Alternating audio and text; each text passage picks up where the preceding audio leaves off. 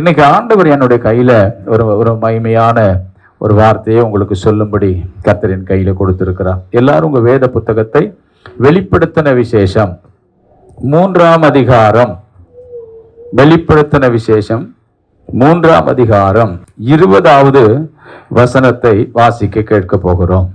எல்லாரும் எடுத்துக்கொள்ளுங்கள், வாசிக்கலாம். இதோ வாசற்படியிலே நின்று தட்டுகிறேன். ஒருவன் என் சத்தத்தை கேட்டு கதவை திறந்தால் அவனிடத்தில் நான் பிரவேசித்து அவனோடே போஜனம் பண்ணுவேன், அவனும் என்னோட போஜனம் பண்ணுவான். தேவனுடைய பரிசுத்த நாமத்திற்கு மகிமை ஸ்தோத்திரம் உண்டாவதாக. இந்த வெளிப்படுத்தின விசேஷம் 3ஆம் அதிகாரம் 20வது வசனத்துல ஒரு பகுதியை இன்னைக்கு நாம் தேவனுடைய செய்திக்காக நாம் எடுத்துக்கொள்ள போகிறோம். வாசற்படியில் நிற்கும் தேவன். வாசற்படியில் நிற்கும் தேவன். ஆண்டவராகிய இயேசு கிறிஸ்து வெளிப்படுத்தின விசேஷம் 1ஆம் அதிகாரத்திலேயே உயிர்த்தெழுந்த ஆண்டவராய் பத்மு தீவில் இருக்கிற அப்போஸ்தலனாகிய யோவானிடத்துல அவர் வெளிப்பட்டு தரிசனமாகி இந்த உலகத்துல இருக்கிற சபைகள் இடத்துல இந்த உலகத்தில் நடக்க போகிற பயங்கரமான காரியங்களை கர்த்தர் அப்போஸ்தலனாகிய யோவானுக்கு வெளிப்படுத்தி அதை சபைக்கு ஒப்புவித்து சபையானது இந்த உலகத்துக்கு தெரியப்படுத்த வேண்டும் என்கிற மாபெரும் பொறுப்பை தேவனாகிய கர்த்தர் சபைக்கு தந்தார். அதைத்தான் இந்த 7 சபைகளுக்கும் ஆண்டவராகிய தேவன் சபையின் தூதன் மூலமாக செய்தி அனுப்புகிறார். தேவன் இந்த பூமியில தம்முடைய சபையை ஸ்தாபித்த நோக்கமே இந்த உலகத்திற்கு வரப்போகிற செய்திகளை, நடக்க போகிற சம்பவங்களை சபையின் மூலமாகத்தான் இந்த உலகத்திற்கு தேவன் தெரியப்படுத்த கர்த்தர் சித்தமாயிருக்கிறார். அதற்காகத்தான் தேவன் சபைக்கு அனந்த ஞானத்தை கொடுத்திருக்கிறார். இந்த உலகத்துக்கு இருக்கிற ஞானம் அது ஒரு வித்தியாசமானது. ஆனால் சபைக்கு தேவன் கொடுத்திருக்கிற ஞானம் அனந்த ஞானம். தேவனுடைய சபைக்குள் இருக்கிற ஞானத்திற்கு பெயர் அனந்த ஞானம். இந்த உலகத்திற்கு கொடுக்கப்பட்ட ஞானம் சுய ஞானம். நீங்கள் எபேசியருக்கு எழுதின அப்போஸ்தலனாகிய பவுல் எபேசியருக்கு எழுதின நிருபம் 1ஆம் அதிகாரம் 3ஆம் அதிகாரம் 10வது வசனத்தை 9-10 வசனத்தை வாசிக்க கேட்கலாம். தேவன் நம்முடைய கர்த்தராகிய கிறிஸ்து இயேசுவுக்குள் கொண்டிருந்த அநாதி தீர்மானத்தின்படியே உன்னதங்களில் உள்ள துரைத்தனங்களுக்கும், கவனிங்கள், நன்றா கவனிங்க, துரைத்தனங்களுக்கும் அதிகாரங்களுக்கும் அவருடைய அனந்த ஞானமானது, அந்த வார்த்தையை பாருங்கள், அவருடைய அனந்த ஞானமானது சபையின் மூலமாய், கவனிங்கள், யார் மூலமாய்? அவருடைய அனந்த ஞானமானது சபையின் மூலமாய் இப்பொழுது தெரிய வரும் பொருட்டாக இயேசு கிறிஸ்துவை கொண்டு எல்லாவற்றையும் சிருஷ்டித்த தேவனுக்குள்ளே இயேசு கிறிஸ்துவை கொண்டு சிருஷ்டித்த இயேசு கிறிஸ்துவை கொண்டு எப்படி தேவாதி தேவன் சிருஷ்டித்தார்? இயேசு கிறிஸ்து வார்த்தையாக இருக்கிறார். அப்போ பிதாவாகிய தேவன் தன் வாயை திறந்து வானம் உண்டாக கடவது என்று சொல்லும் பொழுது அவருடைய வாயிலிருந்து புறப்பட்ட வார்த்தையாகிய கிறிஸ்துவை கொண்டுதான் எல்லாவற்றையும் சிருஷ்டித்திருக்கிறார். இயேசு கிறிஸ்துவை கொண்டு எல்லாவற்றையும் சிருஷ்டித்த தேவனுக்குள்ளே ஆதி காலங்கள் முதல் மறைந்திருந்த ரகசியத்தினுடைய ஐக்கியம் இன்னது. ஆதி காலங்கள் முதல் மறைந்திருந்த ரகசியத்தினுடைய ஐக்கியம் இன்னதென்று எல்லாருக்கும் வெளிப்படையாக காண்பிக்கிறதற்கு,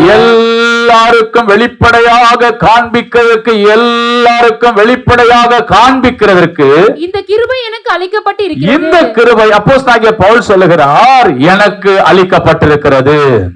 நன்றா கவனிங்கள், நம்முடைய தேவனாகிய கர்த்தர் இந்த உலகத்தின் மேல் வரப்போகிற காரியங்களை உலகத்துக்கு ஒரு செய்தியை கொடுக்க வேண்டுமானால் ஆண்டவர் தம்முடைய ஆவியினால தம்முடைய சபையின் மூலமாக, தம்முடைய சபையினுடைய தூதனாகிய மெய்ப்பன் மூலமாக, அந்த மெய்ப்பனிடத்திலிருந்து செய்தியை சபை ஜனங்களுக்கு அறிவித்து, சபை ஜனங்கள் மூலமாக உலகத்திற்கு இதை கர்த்தர் காண்பிக்க வேண்டும் என்று ஆண்டவர் சபைக்கென்று விசேஷமான ஒரு அனந்த ஞானத்தை கர்த்தர் சபை கொடுத்திருக்கிறார்.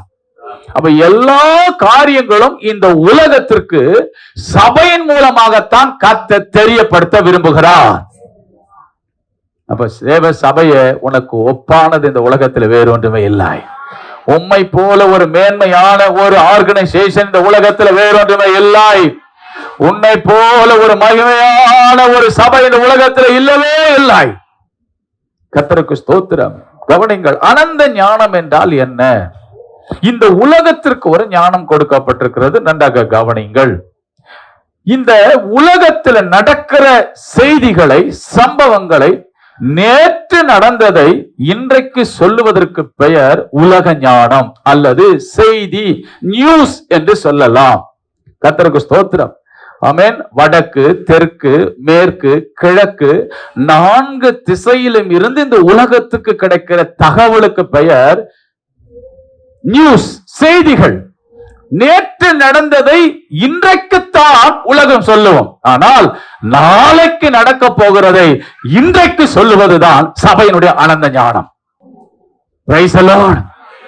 நேற்று தினத்தில் நடந்தவைகளை இன்றைக்கு தெரியப்படுத்துவதற்கு பெயர் செய்தி, நியூஸ். ஆனால் நாளைக்கு நடக்க போகிறதை இன்றைக்கு சொல்லுவது மெசேஜ்.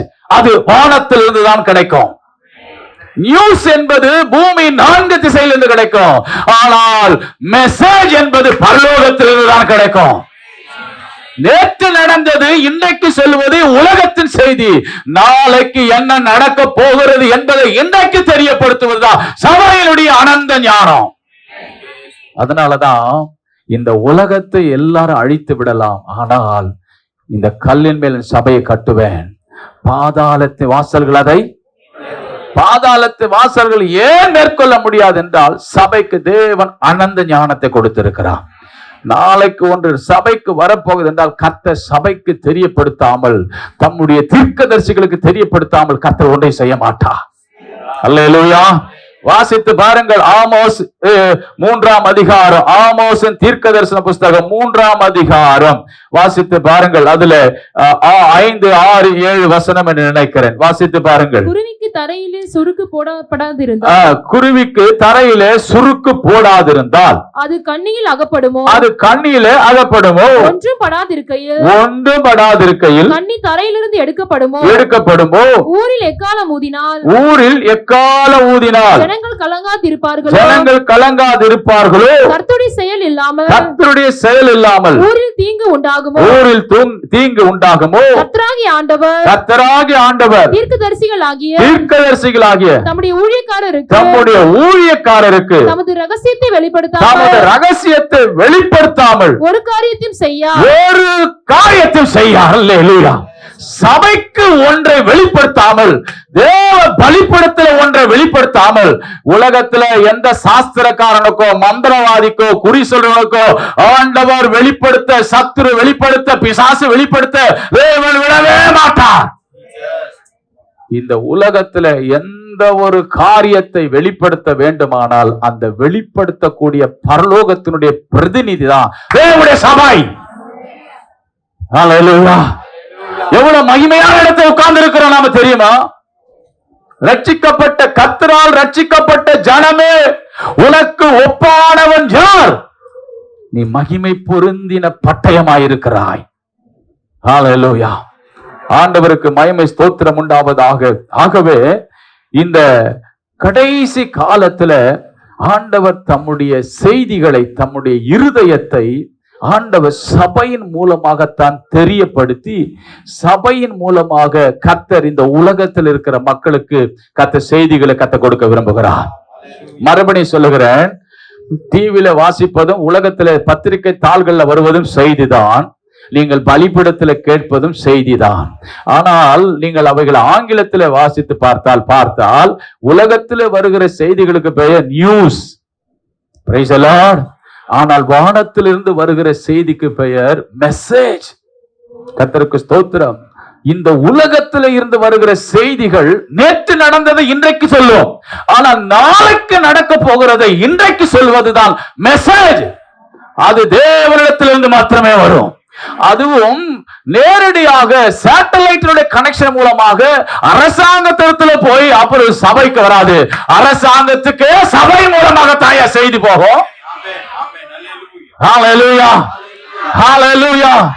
உன் ராஜ்யபாரியம் நிலை நிற்காது என்று அரசாங்கத்துக்கே செய்தி ஆண்டவர் சபையின் மூலமாகத்தான் கர்த்தர் தெரியப்படுத்தினார். ஹல்லேலூயா. தேவன் தம்முடைய சபைக்கு தெரியாமல், தம்முடைய ஜனங்களுக்கு தெரியாமல் ஒன்றையும் கர்த்தர் செய்ய மாட்டார். ஆகவேதான் இந்த வெளிப்படுத்தின விசேஷம் 3ஆம் அதிகாரம் 20ஆம் வசனத்திலே கர்த்தர் ஏன் அங்கே வாசற்படியில் நிற்கிறார்? ஏன் வாசற்படியில் நிற்கிறார்? உன்னை விட்டால் எனக்கு வேற வழியே இல்லை, உன்னை விட்டா எனக்கு வேற யாருமே இல்லை. ஆண்டவரை சபை வெளியே தள்ளிவிட்டாலும் ஏனையா சபைக்குள் வெளியே ஆண்டவர் பரிதாபமாய் நின்று கொண்டிருக்கிறார்.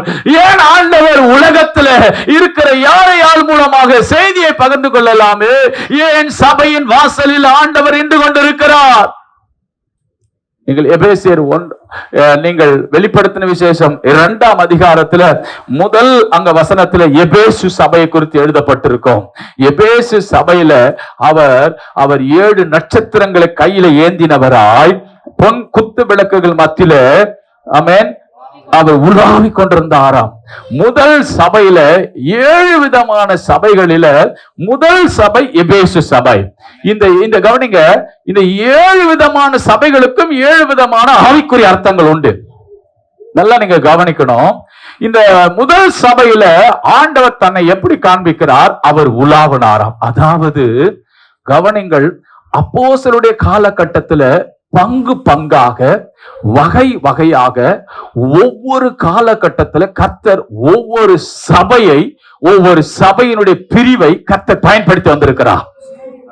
ஒவ்வொரு சபையின் பிரிவை கர்த்தர் பயன்படுத்தி வந்திருக்கிறார். எல்லா சபைகளையும் தேவனால் பயன்படுத்தப்பட்ட சபை. இந்த கடைசி காலத்துல கவனிங்கள், இந்த கடைசி காலத்துல ஆண்டவர் தம்முடைய மனதை சபைக்குத்தான் காண்பித்து சபையின் மூலமாகத்தான் இந்த உலகத்துக்கு செய்தி போக வேண்டும் என்று கர்த்தர் விரும்புகிறார். ஆதி ஆகமத்திலிருந்து நீங்கள் வெளிப்படுத்தின விசேஷம் வரைக்கும் வாசித்தால் பார்வோனுக்கு புரியாத சொப்பனத்தை சபையாகிய யோசேப்பின் மூலமாகத்தான் கர்த்தர் புரிய வைத்தார். கர்த்தர் யோசேப்பின் மூலமாகத்தான் புரிய வைத்தார். ஆண்டவர் பாருங்கள், தானியேல் மூலமாகத்தான் பாபிலோன் தேசத்துக்கு விளங்க பண்ணினார். சொப்பனத்தை கண்டான், சொப்பனத்தை மறந்து போனான். சொப்பனமும் எனக்கு வேணும், சொப்பனத்துக்கான அர்த்தமும் எனக்கு வேணும். ஆகவே எல்லா மந்திரவாதிகளும் மாய வித்தக்காரனும் எல்லாம் தோற்று போனான். அரசாங்கம் மறந்து போன சொப்பனத்தையும் அரசாங்கத்துக்கு அந்த சொப்பனத்தை விளக்கம் கொடுப்பதும் தேவனுடைய சபையாகிய தானியேல் அல்லவா? ஆண்டவருக்கு மகிமை ஸ்தோத்திரம் உண்டாவதாக. ஆண்டவர் பாருங்கள், இந்த 7 சபைகளை நீங்கள் என்னமோ அந்த காலகட்டத்தில் இருந்த 7 சபைகள் என்று நீங்கள் நினைக்கலாம். ஆனால் அந்த சபைகளை ஏற்கனவே இந்த சபைகள் ஆண்டவருக்காக பயன்படுத்தப்பட்டிருந்தது. இந்த 7 சபைகளும் துருக்கி தேசத்துல சுற்றிலும் ஒரு 50, 60, 30, 40, 100 இந்த கிலோமீட்டர் தூரத்துல தான் இந்த துருக்கி தேசத்துல இந்த 7 சபைகளும் இடிபாடுகள்ல, அது பூமி அதிர்ச்சியில சிக்குண்டு அந்த சபைகள்ல இடிக்கப்பட்டு தரைமட்டமாக்கப்பட்டு இருந்த இடம் இல்லாமல் தெரியாமல் போனது உண்மைதான். ஆனாலும் அந்த சபைகளை குறித்து ஏன் ஆண்டவர் எழுதணும்? அவைகள் இல்லையே, அந்த சபைகள் இல்லையே, அந்த சபைகள் அங்க நடக்கவில்லையே. இன்றைக்கு அங்க இஸ்லாமியர்கள் துருக்கி தேசம் முழுவதும் பரவி அந்த துருக்கில தான் ஒரு பெரிய பூகம்பம் வந்து ஆயிரக்கணக்கான மக்கள் மரித்த செய்தி நமக்கு எல்லாருக்கும் தெரியுமே. Praise the Lord. அந்த தேசம் முழுவதும் இஸ்லாமியர்களால் நிரப்பப்பட்டிருந்தது. ஆனால் அதற்கு முன்பதாக ஆண்டவராகிய தேவன் அங்கு 7 விதமான சபைகளை அந்த தேசத்தில் ஸ்தாபித்தார். ஏன் அந்த இடிபாடுகளுக்குள்ள சிக்குண்டு அந்த நாட்கள் 2000 வருஷத்துக்கு முன்பதாக ஸ்தாபிக்கப்பட்ட அந்த சபை, அந்த மக்கள் சிதறுண்டு எல்லாரும் கலைந்து போனாலும் கூட அந்த சபையையும் அந்த சபையினுடைய அனுபவத்தையும் கர்த்தர் ஏன் வேதத்தில் எழுதி வைத்திருக்கிறார் என்றால், சபை ஸ்தாபிக்கப்பட்ட நாள் முதற்கொண்டு இந்நாள் வரைக்கும் இந்த 7 சபையினுடைய பேட்டர்ன்ல தான், இந்த 7 சபையினுடைய அனுபவத்துல தான் இந்த உலகத்தினுடைய சபைகள் ஒவ்வொரு காலகட்டத்தில் செயல்பட்டு வருகிறது. இப்பொழுது கடைசி சபையாகிய லவோதிக்கே சபையின் வாசற்படியில கர்த்தர் நிற்கிறார். அவருடைய அர்த்தம் என்ன தெரியுமா? 7வது சபையில கர்த்தர் நிற்கிறார் என்றால் இந்த உலகத்தின் கடைசியில நிற்கிற சபையாகிய இந்த கடைசி அனுபவம் உள்ள சபையாக இந்த உலகத்தின் சபை காணப்படுகிறது. லவோதிக்கே சபையினுடைய காலகட்டத்தில் நாம் வாழ்ந்து கொண்டிருக்கிறோம். லவோதிக்கே சபை ஒருவேளை இல்லை, ஆனால் அந்த அனுபவம் நிர்விசாரமான ஒரு அனுபவம் லவோதிக்கே சபை. லவோதிக்கா என்று சொன்னால் நிர்விசாரம். இந்த கடைசி காலத்துல சபையானது நிர்விசாரத்தில் இருக்கிறது. காரணம் என்ன? ஏன் நிர்விசாரம்? ஏன் நிர்விசாரம்? லவோதிக்கே சபைதான் இந்த உலகத்தினுடைய கடைசி கால சபை. கடைசி கால சபை. அப்படியானால் நாம் வாழ்ந்து கொண்டிருக்கிற நாட்கள் எது? கடைசி காலம். கடைசி காலம். சபைக்கு ஆண்டவர் தம்முடைய அனந்த ஞானத்தை கொடுத்து இந்த உலகத்தில் வரப்போகிறதை கர்த்தர் சபையின் மூலமாகத்தான் ஆண்டவர் தெரியப்படுத்த விரும்பினார். நன்றாக கவனிங்கள். ஆண்டவராகிய இயேசு கிறிஸ்து உலகத்துக்காக வரப்போகிறாரா? அரசாங்கத்துக்காக வரப்போகிறாரா? உலக மக்களுக்காக வரப்போகிறாரா? சபைக்காக வரப்போகிறாரா? சபைக்காகத்தான் வரப்போகிறார். அப்படியானால் ஏன் சபைக்காக வர வேண்டும்? இந்த சபையை எடுத்துக்கொள்வதற்கு முன்பாக சபையின் மூலமாக தம்முடைய செய்திகளை, வரப்போகிற நிகழ்வுகளை அறிவிக்கத்தான் கர்த்தர் முதலாவது பூமியிலே சபையை ஸ்தாபித்தார். எபேசு சபையுடைய காலம் முடிந்து போனது. அதாவது அந்த காலகட்டத்தில் எபேசு சபையினுடைய அனுபவம் போல வாழ்ந்த காலம் நிறைவு பெற்று விட்டது. அந்த நாட்கள்ல ஆண்டவர் சபைகளுக்குள்ள உலாவினார். ஹல்லேலூயா. ஒவ்வொரு ஊழியங்களும் ஒவ்வொரு சபைகளும் ஸ்தாபிக்கப்படும் போது எபேசு சபையின் அனுபவம் போல ஆரம்ப நாட்களை கர்த்தர் உலாவினது உண்மைதான். ஒவ்வொரு கர்த்தருடைய பிள்ளை ரட்சிக்கப்பட்ட போது நீ எபேசு சபையுடைய அனுபவம் போல இருந்தாய். கர்த்தர் உனக்குள்ள உலாவினார். உடனே இன்னைக்கு நீ லவோதிக்கே சபையின் அனுபவத்துக்குள்ள வந்து விட்டாய். கர்த்தர் உன்னை விட்டு வெளியே நிற்கிறார். எல்லா விசுவாசிகளாகிய சபைக்குள்ள ஆண்டவர் இந்த 7 அனுபவங்களை, 7 சபையின் அனுபவங்களை கர்த்தர் பார்க்கிறார். ஆரம்ப காலத்துல நான் இப்படி இருந்தேன், நான் ஆண்டவருக்காக வாழ்ந்தேன், எழும்பி பிரகாசித்தேன், கர்த்தருக்காக கிரியை நடத்தினேன். ஆம், நீ ஆரம்ப காலத்துல ரட்சிக்கப்பட்ட போது கர்த்தர் உனக்குள்ள உலாவினார். கர்த்தர் உனக்குள்ள அசைவாடினார். கர்த்தர் உனக்குள்ள வல்லமையா எழும்பினார். ஆனால் இன்றைக்கு உலாவின அதே ஆண்டவர் தேவ சபையாகிய தேவ ஜனமே உன்னுடைய வாசற்படியில் நின்று அவர் தட்டி கொண்டிருக்கிறார். ஆண்டவருக்கு மகிமை ஸ்தோத்திரம் உண்டாகட்டும். இந்த எபேசு, இந்த லவோதிக்கே சபையினுடைய காரியங்களை கொஞ்சம் நான் உங்களுக்கு காண்பித்து, இது கடைசி காலத்துல வாழ்ந்து கொண்டிருக்கிற இந்த உலகத்தின் சபையினுடைய நிலைமை என்பதை கர்த்தர் உங்களுக்கு புரிய வைப்பாராக.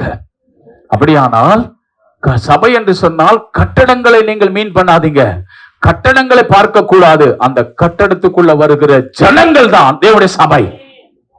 இன்னைக்கு ஜனங்கள் ஏன் நிர்விசாரமாய் இருக்கிறார்கள்? எந்த காலகட்டத்திலும் இல்லாத நிர்விசாரம் இந்த காலகட்டத்தில் இருக்கிறது. சபைகளுக்குள்ள அற்புதங்கள் இல்லை. தேவ ஜனங்களுக்குள்ள அபிஷேகம் இல்லை. தேவ ஜனங்களுக்குள்ள வசனத்து மேல் நம்பிக்கை இல்லை. தேவ ஜனங்கள் தூக்கத்தை விட்டு எழும்ப முடியவில்லை. தேவ ஜனங்கள் முழங்கால் படியிட தயக்கம் வருகிறது. வேதத்தை கையில் எடுக்க அவர்களுக்கு மனம் வர மாட்டேங்கிறது.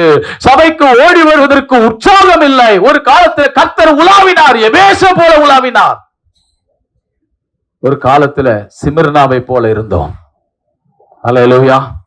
ஒரு காலத்துல ஆமென், அப்படி 7 சபைகள், ஒவ்வொரு பெயரா நீங்க வாசித்து பார்த்தீங்கன்னா அந்த அனுபவங்கள் எல்லாம் உனக்குள்ள இருந்து கர்த்தர் உன்னை மறுபடியும் உயிர்ப்பித்து உன்னை எழுப்புதல் அடைய செய்து இன்னைக்கு சபை ஆகிய தேவ ஜனங்கள் என்ன நிலைமைக்கு வந்திருக்கிறாங்கன்னா தேவனை வெளியே தள்ளிட்டாங்க.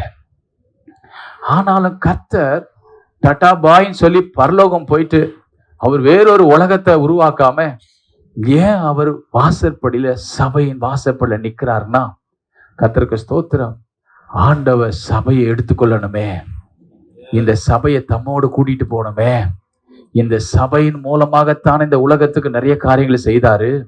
இந்த சபையின் மூலமாகத்தான் கர்த்தர் தம்முடைய காரியங்களை, தம்முடைய சித்தத்தை நிறைவேற்றி கொண்டாரு. இந்த சபையை கர்த்தர் கைவிட அவருக்கு மனமில்லை. தேவ ஜனங்களை கைவிடுவதற்கு கர்த்தர் விரும்பவில்லை. தேவ ஜனங்கள் பக்கத்துல நின்று கொண்டு இன்றைக்கும் உன் இருதயமாகிய வாசற்படியில கர்த்தர் தட்டுகிறது உனக்கு கேட்கிறதா? உன்னுடைய இருதயமாகிய வீட்டை கர்த்தர் வாசற்படியில நின்று தட்டுகிற சத்தம் உனக்குள்ள துணிக்கிறதா? ஆண்டவருக்கு மகிமை ஸ்தோத்திரம் உண்டாவதாக. நன்றாக கவனிங்கள். லவோதிக்கா என்று சொன்னால் நிர்விசாரம் என்று பொருள். இதுல ஒரு வார்த்தை நான் உங்களுக்கு காண்பிக்க விரும்புகிறேன். 3ஆம் அதிகாரத்துல எல்லாரும் எடுத்துக்கொள்ளுங்க. வெளிப்படுத்தின விசேஷம், வெளிப்படுத்தின விசேஷம் 3ஆம் அதிகாரம், அதுல 16வது வசனம் என்று நினைக்கிறேன். வாசிங்கள். இப்படி நீ குளிருமின்றி அனலுமின்றி வெதுவெதுப்பாய் இருக்கிறபடியினால் உன்னை என் வாயினின்று வாந்தி பண்ணி போடுவேன். இங்க என்ன சொல்றாருன்னா, குளிருமின்றி அனலுமின்றி வெதுவெதுப்பா. அந்த வெதுவெதுப்பா என்கிற வார்த்தை கவனிங்க. வெதுவெதுப்பா என்கிற வார்த்தை கவனிங்க. அது ஒரு விசேஷித்த ஒரு மொழிபெயர்ப்புல அதுக்கு ஆங்கிலத்துல ஒரு வார்த்தை வருகிறது, ஸ்பிரிச்சுவலி யூஸ்லெஸ். ஆவிக்குரிய காரியத்துல பயன்படாதவர்களுக்கு பெயர் தான் வெதுவெதுப்பானவர்கள். கர்த்தருக்கு ஸ்தோத்திரம்.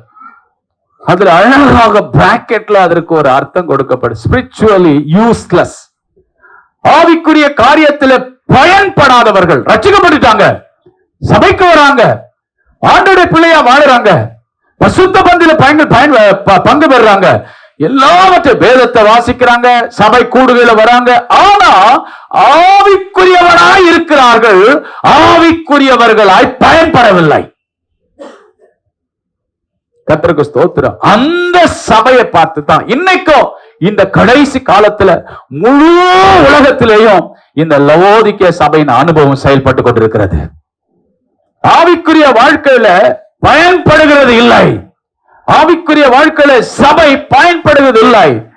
சபை அனலும் இல்லை, குளிரும் இல்லை, வெதுவெதுப்பாயிருக்கிறது. ஏனென்று சொன்னால், உள்ளே இருந்த பரலோகத்தின் தேவனை வெளியே தள்ளிவிட்டு எது வேண்டாம் என்று எந்த உலகத்தில் இருந்து நம்மை பிடித்து உள்ள கொண்டு வந்தாரோ அந்த உலகத்தை உள்ள கொண்டு வந்து விட்டோம்.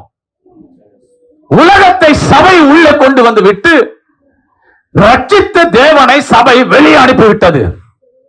இப்ப உலகம் உள்ள வந்த உடனே நான் ரட்சிக்கப்பட்டால் போதும், பரலோகம் போய்விடுவேன் என்கிற நிலைமைக்கு சபை தள்ளப்பட்டு இப்போ அனலும் இல்லாம குளிரும் இல்லாம எப்படி இருக்குங்க?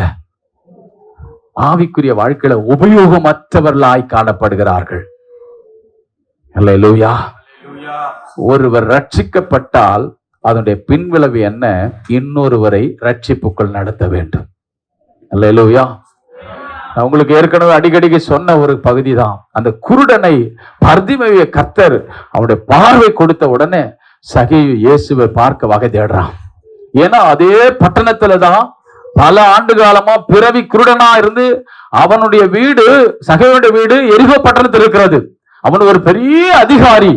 அவனுடைய பாருங்க, அந்த பட்டணத்துல அனுதினமும் போயிட்டு அவன் அலுவலகத்துக்கு போயிட்டு திரும்ப வருவான். தினந்தோறும் அந்த பட்டணத்துல வாசல்ல அவன் பிச்சை எடுத்து கொண்டிருப்பான். ஒரு நாள் வந்து பார்த்தா பிச்சைக்காரன் இல்ல.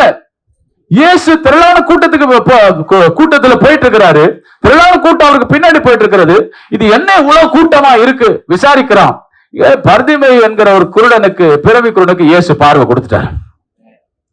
ஒரு பிளாட்ஃபார்ம்ல உட்கார்ந்துட்டு இருக்கிறான். கேரா பிளாட்ஃபார்ம்ல உட்கார்ந்துட்டு பிச்சை எடுத்து கொண்டிருந்தான். அவனுக்கு கர்த்தர் பார்வை கொடுத்து அவனை ரட்சித்த உடனே இப்ப அவன் இயேசு பின்னாடி போயிட்டான்.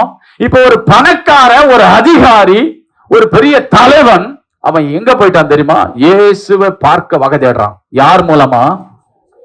யார் மூலமா இயேசுவை தேட பார்க்கிறான்? பார்திமேயு. கர்த்தருக்கு ஒரு பணக்காரன் ஒரு சாதாரண பிச்சைக்காரன் மூலமாக இயேசுவை பார்க்க வகை தேடுறான். அல்லேலூயா. அப்ப ரட்சிப்பு எவ்வளவு வல்லமை உடையது பாருங்கள். உங்கள் ரட்சிப்பு உங்கள் ஐஸ்வர்யத்தை விட பெரியது. அதுக்கு ஏழை பணக்காரன் என்றெல்லாம் தெரியாது. அது எவரையும் ரட்சிப்புக்குள்ள நடத்தும். இவன் ரட்சிக்கப்பட்டு இயேசுவை பின்தொடர்ந்து பர்திமேயை போகிறான். இப்பொழுது பர்திமேயை பின்பற்றுகிறது யார் என்றால் ஒரு பெரிய பணக்காரன், ஐஸ்வர்யவான். அவனுக்கு எந்த சுவிசேஷமும் சொல்லவில்லை, எந்த சுவிசேஷ கூட்டத்திலேயும் அவனுக்கு ஆல்டர் கால் கொடுக்கவில்லை. இந்த பர்திமேயுக்கு நடந்த அற்புதம் அவனை ரட்சிப்புக்குள்ள நடத்தினது. இன்னைக்கு சபைக்குள்ள அற்புதம் இல்ல, சபை நிர்விசாரமா இருக்குது. ஏன் தெரியுமா அற்புதம் இல்ல? சபைக்குள்ள இருக்கிற ஜனங்கள் ஆவிக்குரிய வாழ்க்கையில பயன்படுகிறது இல்லை. நிர்விசாரம். சபைக்கு வந்தா போதும், ஞாயிறு ஆராதனைக்கு வந்தா போதும், வெள்ளிக்கிழமை வந்தா போதும், மற்ற நாட்கள்ல வந்தா போதும், நான் வந்தா போதும், என்னுடைய பிரசன்டேஷன் இருந்தா போதும், என்னுடைய பிரசன்ஸ் இருந்தா போதும், நான் அட்டெண்டன்ஸ் போட்டா போதும். ஆனா நான் ஆண்டவருக்காக எந்த கிரியை செய்யாமல் இருப்பேன். சபை இன்றைக்கு உலகம் முழுவதும் இருக்கிற சபையில ஏன் அற்புதம் இல்லை, ஏன் அதிசயம் இல்லை? ஹல்லேலூயா. ஆண்டவருடைய வல்லமை இன்றைக்கும் குறைந்து போகவில்லை. அவருடைய வல்லமை இன்றைக்கும் உயிர் தெரிந்த வல்லமை இன்றைக்கும் ஜீவனுள்ளதாக இருக்கிறது. ஆனால் ஆண்டவர் அந்த வல்லமையை சபையின் மூலமாக, உங்கள் மூலமாக, என் மூலமாக தன் கர்த்தரதை நிறைவேற்ற விரும்புகிறார். நீங்கள் நானும் ரட்சிக்கப்பட்டு எத்தனை ஆண்டு காலமாகிறது. நீங்கள் ஆவிக்குரியவர்கள் என்கிற பெயர் டைட்டில் இருக்கிறது, ஆனால் ஆவிக்குரிய வாழ்க்கையில யூஸ்லெஸ்ஸா இருக்கிறோம். பக்கத்துல பார்த்து சொல்லுங்க, நீங்க ஆண்டுக்காக பயன்படுறீங்களா? நீங்க பயன்படுறீங்களா? ஆவிக்குரியவன்கிற பெயர் மட்டும் இருக்கா? அப்படி நீங்க பயன்படலைன்னா உங்களுக்கு பெயர் லவோதிக்கா சபை. அல்லேலூயா. ஆண்டவர் உனக்கு வெளியே நிற்கிறார். ஆண்டவர் உனக்கு வெளியே நிற்கிறார். ஆண்டவர் வெளியே நிற்கிறதுனாலதான் உனக்குள்ள அனல் இல்லை. நீ குளிர்ந்து போய் கிடக்கிற, தெய்வ பயம் இல்லாம இருக்கிற, ஒரு ஃபார்மாலிட்டி கிறிஸ்டியனா இருக்கிற, ஒரு பாரம்பரிய ஒரு கிறிஸ்தவர்களாய் வாழ்ந்து கொண்டிருக்கிறோம். ஆண்டவர் மட்டும் உள்ள இருப்பாரானால், ஆண்டவர் மட்டும் உள்ள இருப்பாரானால் உள்ளே இருக்கிறவர்கள் வெளியே இருக்கிறவர்களுக்கு இயேசுவை காண்பிப்பார்கள். அல்லேலூயா. இன்னைக்கு சபை எதை காண்பிக்கிறது? கர்த்தரை காண்பிக்கிறதை விட்டு விட்டு தங்களை காண்பிக்க ஆரம்பித்து விட்டது. தங்களுடைய அலங்காரத்தை, தங்களுடைய வாழ்க்கையில் இருக்கிற ஆசீர்வாதங்களை அடையாளப்படுத்தி இதுதான் கர்த்தருடைய ஆசீர்வாதம். கர்த்தருடைய ஆசீர்வாதம் எது தெரியுமா? உங்களுக்கு தருகிற வெள்ளியோ பொன்னோ ஆசீர்வாதம், உங்களுக்கு தருகிற கட்டடங்களோ நிலங்களோ சொத்துக்களோ ஆஸ்திகளோ, இவைகள் எல்லாம் கர்த்தருடைய ஆசீர்வாதம். இவைகள் எல்லாம் இரண்டாவது பட்சம். கர்த்தர் உன்னோடு இருப்பதுதான் ஆசீர்வாதம். எதுங்க ஆசீர்வாதம்? கர்த்தர் யாரோடு இருந்தா தெரியுமா? யோசேப்போடு இருந்தார். நான் கேட்கிறேங்க, கர்த்தர் யோசேப்போடு இருந்ததுனால, அவன் செய்கிறதெல்லாம் வாய்க்கப்படுறதுனால போத்திபார் என்ன செய்தான்? யோசேப்புடைய கையில் எல்லாத்தையும் ஒப்பு கொடுத்தான். வேதம் சொல்லுகிறது 39ஆம் அதிகாரத்துல நீங்கள் 7ஆம் வசனத்தை வாசித்து பாருங்களேன். சில நாள் சென்ற பின் 5வது வசனத்தை வாசிங்க.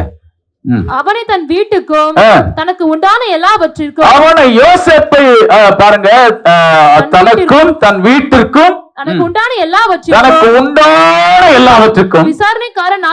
விசாரணைக்காரன் ஆக்கின முதற்கொண்டு கர்த்தர் யோசேப்பின் நிமித்தம் அந்த எகிப்தியன் வீட்டை ஆசீர்வதித்தார். கவனிங்க, ஏங்க அந்த எகிப்தியனுடைய வீடு, அவனுக்கு மாளிகை இல்லையா?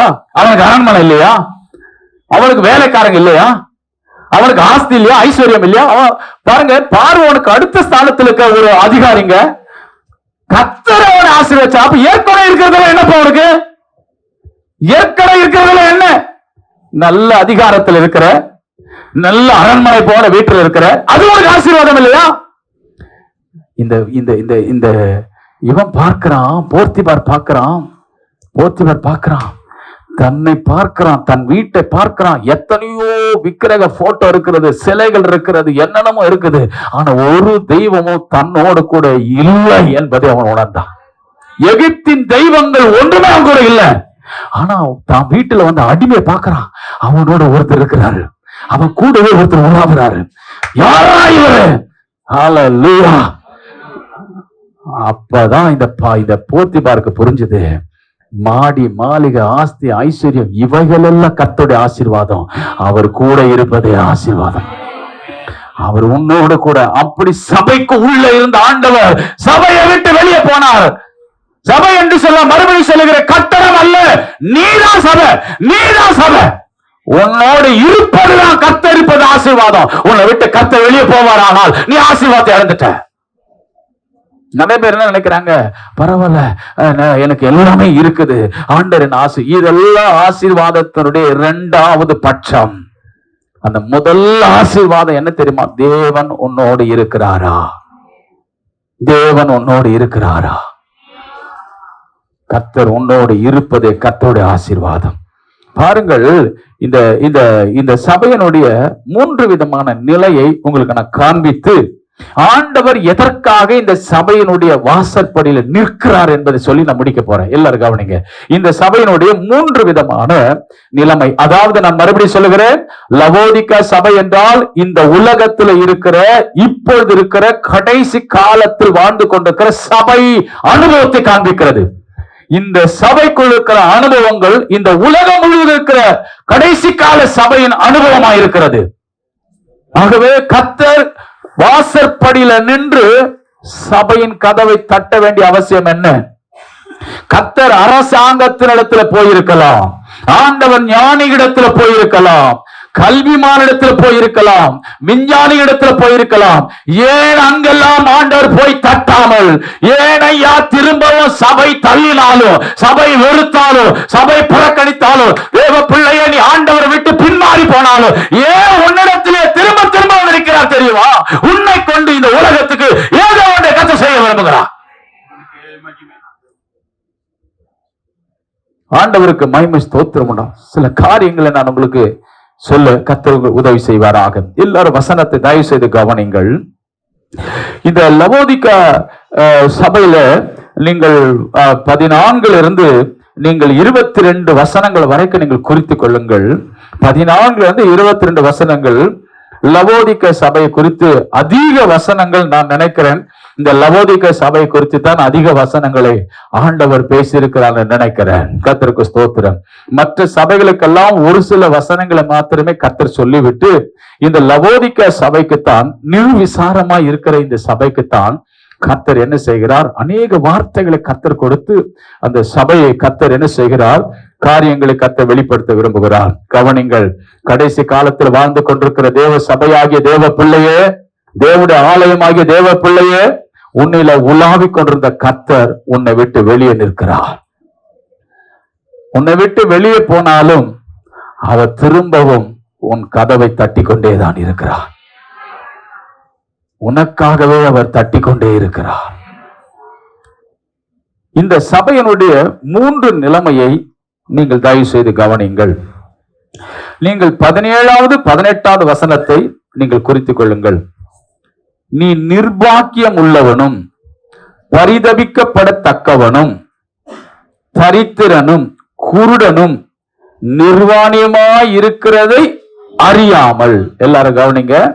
முதலாவது இந்த சபையினுடைய நிலைமை என்னன்னா, இந்த சபையினுடைய தற்போது உள்ள நிலைமை. தற்போது உள்ள நிலைமை. கர்த்தருக்கு ஸ்தோத்திரம். இந்த சபையினுடைய தற்போது உள்ள ஒரு நிலைமையைத்தான் இந்த வசனம் சொல்லு. இதனுடைய தற்போது உள்ள நிலைமை என்ன? இந்த சபையினுடைய தற்போது உள்ள நிலைமை, அதாவது சபை என்று சொல்வதை விட இந்த சபைக்குள் இருக்கிற ஜனங்களினுடைய தற்போது உள்ள நிலைமை. சபைக்குள் இருக்கிற தற்போது உள்ள நிலைமை என்ன? நம்பர் 1 என்ன? அதனுடைய நிலைமை எப்படி இருக்கு? நிர்விசாரமாய் இருக்கிறது, நிர்பாக்கியம் உள்ளதா இருக்குது. நீ ஒரு பாக்கியசாலி, நீ ஒரு பாக்கியவான்.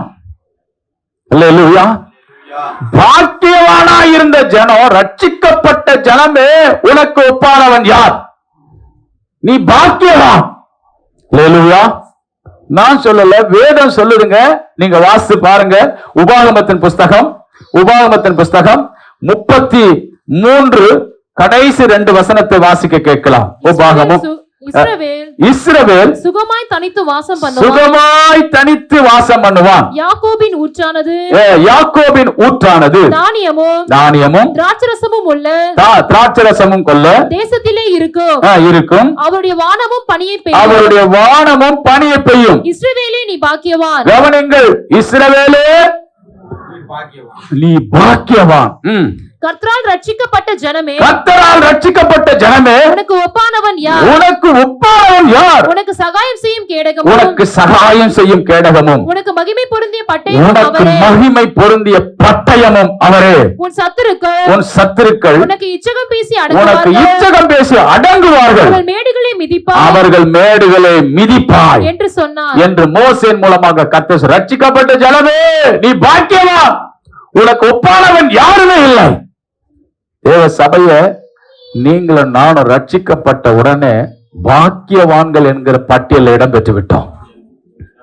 அல்லேலூயா, அல்லேலூயா. நிர்பாக்கியசாலி ஆக இருந்த நாம் நரகத்திற்கும் அழிவிற்கும் பாதாளத்துக்கும் தள்ளப்பட்டு நிர்விசாரமாய் நிர்பாக்கியவான்களாய் இருந்த நம்மை ரட்சித்து பாக்கியவான்களாய் சபையில கொண்டு வந்து சேர்த்தாரு. இன்னைக்கு சபை நிர்பாக்கியமாய் இருக்கிறது. தன்னை யார் என்று அறியாமல் போய்விட்டது. தற்போது உள்ள நிலைமை என்ன? லவோதிக்கா சபையே, தேவ ஜனமே, ரட்சிக்கப்பட்ட ஜனமே, உன்னுடைய தற்போது உள்ள உன்னுடைய நிலைமை எப்படி இருக்கு தெரியுமா? நீ நிர்பாக்கியம் உள்ளவன். கர்த்தருக்கு ஸ்தோத்திரம். நீ நிர்பாக்கியம் உள்ள ஒரு நபரா இருக்கிறாய். இரண்டாவது, நீ பரிதபிக்கப்படத்தக்க ஆளா இருக்கிறாய். அல்லேலூயா, கர்த்தருக்கு ஸ்தோத்திரம். பரிதபிக்கப்படத்தக்க ஆள். ஆனால் கர்த்தருக்கு ஸ்தோத்திரம், நீ கொக்கரிக்கலாம், எதிர்த்து நிற்கலாம், பல காரியங்களை இஷ்டம் போல செய்யலாம். ஆனா ஆண்டவர் உன்னை எப்படி பார்க்கிறார் தெரியுமா? மத்தவங்க எல்லாரும் உன்னை பார்த்து, அவங்களுக்கு என்ன குறை? அவங்களுக்கு ஒரு குறைவும் இல்லப்பா, அவங்க பேசுற பேச்சிலேயே தெரியலையா, அவங்க திமிரிலே தெரியலையா, இப்படி எல்லாம் உலகத்தான் நம்மை பார்த்து சொல்லுவாங்க. ஆனா பரலோகம் நம்ம எப்படி பார்க்க தெரியுமா? உன்னை பார்த்தா எனக்கு ரொம்ப பரிதாபமா இருக்கு மகளே, உன்னை பார்த்தா எனக்கு ரொம்ப பரிதாபமா இருக்குது மகனே. ஏன் தெரியுமா? நான் உன்னை விட்டு வெளியே போயிட்டேன். நான் வாசப்படியில நிக்கிறேன். நான் உன்னை விட்டு வெளியே வந்துட்டேன். உன்னை பார்த்தால் நான் பரிதாபப்படுகிறேன். உன்னை பார்த்து நான் பரிதாபப்படுகிறேன். தற்போதுள்ள நிலைமை என்ன? நிர்பாக்கியம். தற்போதுள்ள நிலைமை என்ன? பரிதாபம், பரிதபிக்கப்பட்ட ஒரு நபர். மூன்றாவது, லவோதிக்கா சபையுடைய தற்போதுள்ள நிலைமை என்ன? தரித்திரம்.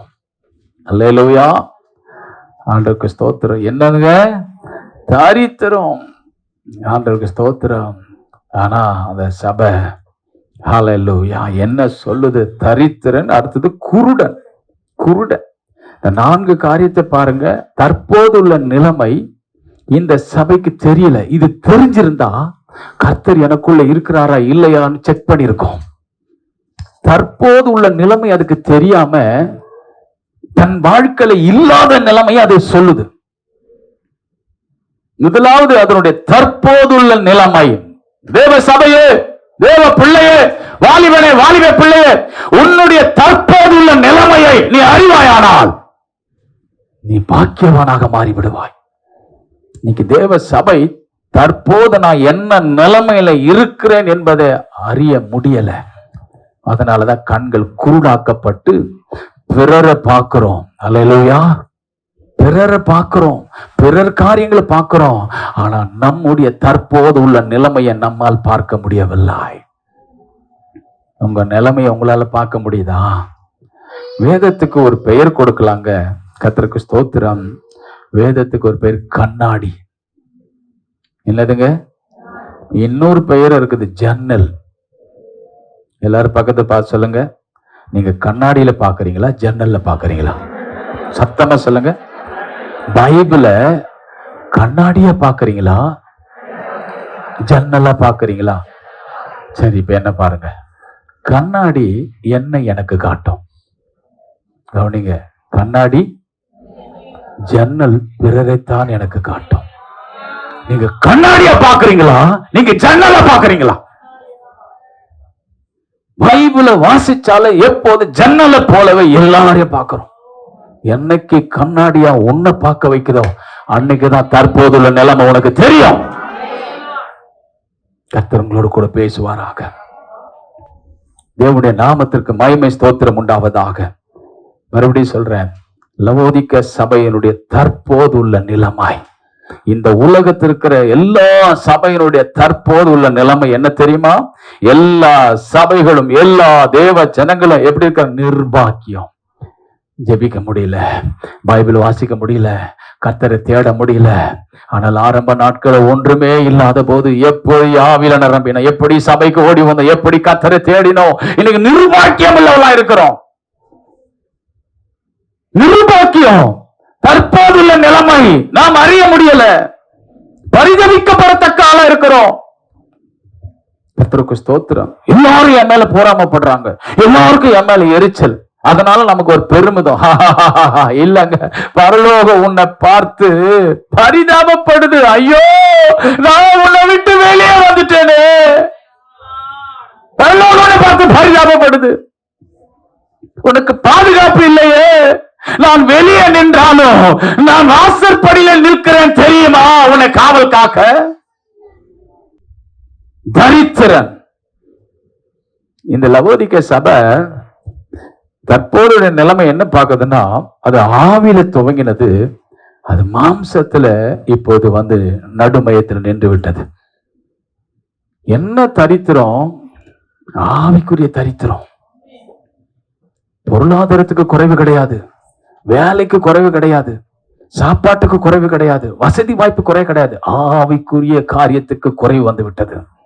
ஆவிக்குரிய தரித்திரம். ஜெபம் இல்லை, வேத வாசிப்பு இல்லை, சத்தியம் இல்லை, சபை கூடி வருதல் இல்லை, தேவ பிரசனம் இல்லை, தேவனுக்காக வாழ்ந்த வாழ்க்கை இல்லை, சாட்சி இல்லை.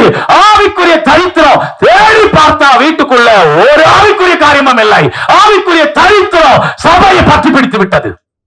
என்னைக்கு கடைசியா ஒரு மணி நேரம் ஜெபிச்சேன், என்னைக்கு கடைசியா ஒரு அதிகாரம் வாசிச்ச, என்னைக்கு சபையில ஆரம்ப முதல் முழுமையாய் திருப்தியாய் ஆராதித்த அந்த காலம் மறைந்து போய் இன்னைக்கு கொஞ்சம் கொஞ்சமாய் நீ கர்த்தரை தேடிக் கொண்டிருக்கிறாய். ஆவிக்குரிய தரித்திரம் சபையை பிடித்து விட்டது. நான்காவது தற்போது நிலைமை என்ன தெரியுமா? குருடன் ஆக்கப்பட்டுடுச்சு. அல்லேலூயா. சபை என்ன ஆயிடுச்சுங்க? குருடன் ஆயிடுச்சுங்க. சபை குருடன் ஆயிப்போச்சு. தேவனை பார்த்த சபை இப்பொழுது உலகத்தை பார்க்கிற அளவுக்கு கண் திறக்கப்பட்டு விட்டது. தேவனையே பார்த்த ஆதாம் இப்பொழுது தேவனை பார்க்க பயப்படுகிறான். காரணம் என்ன?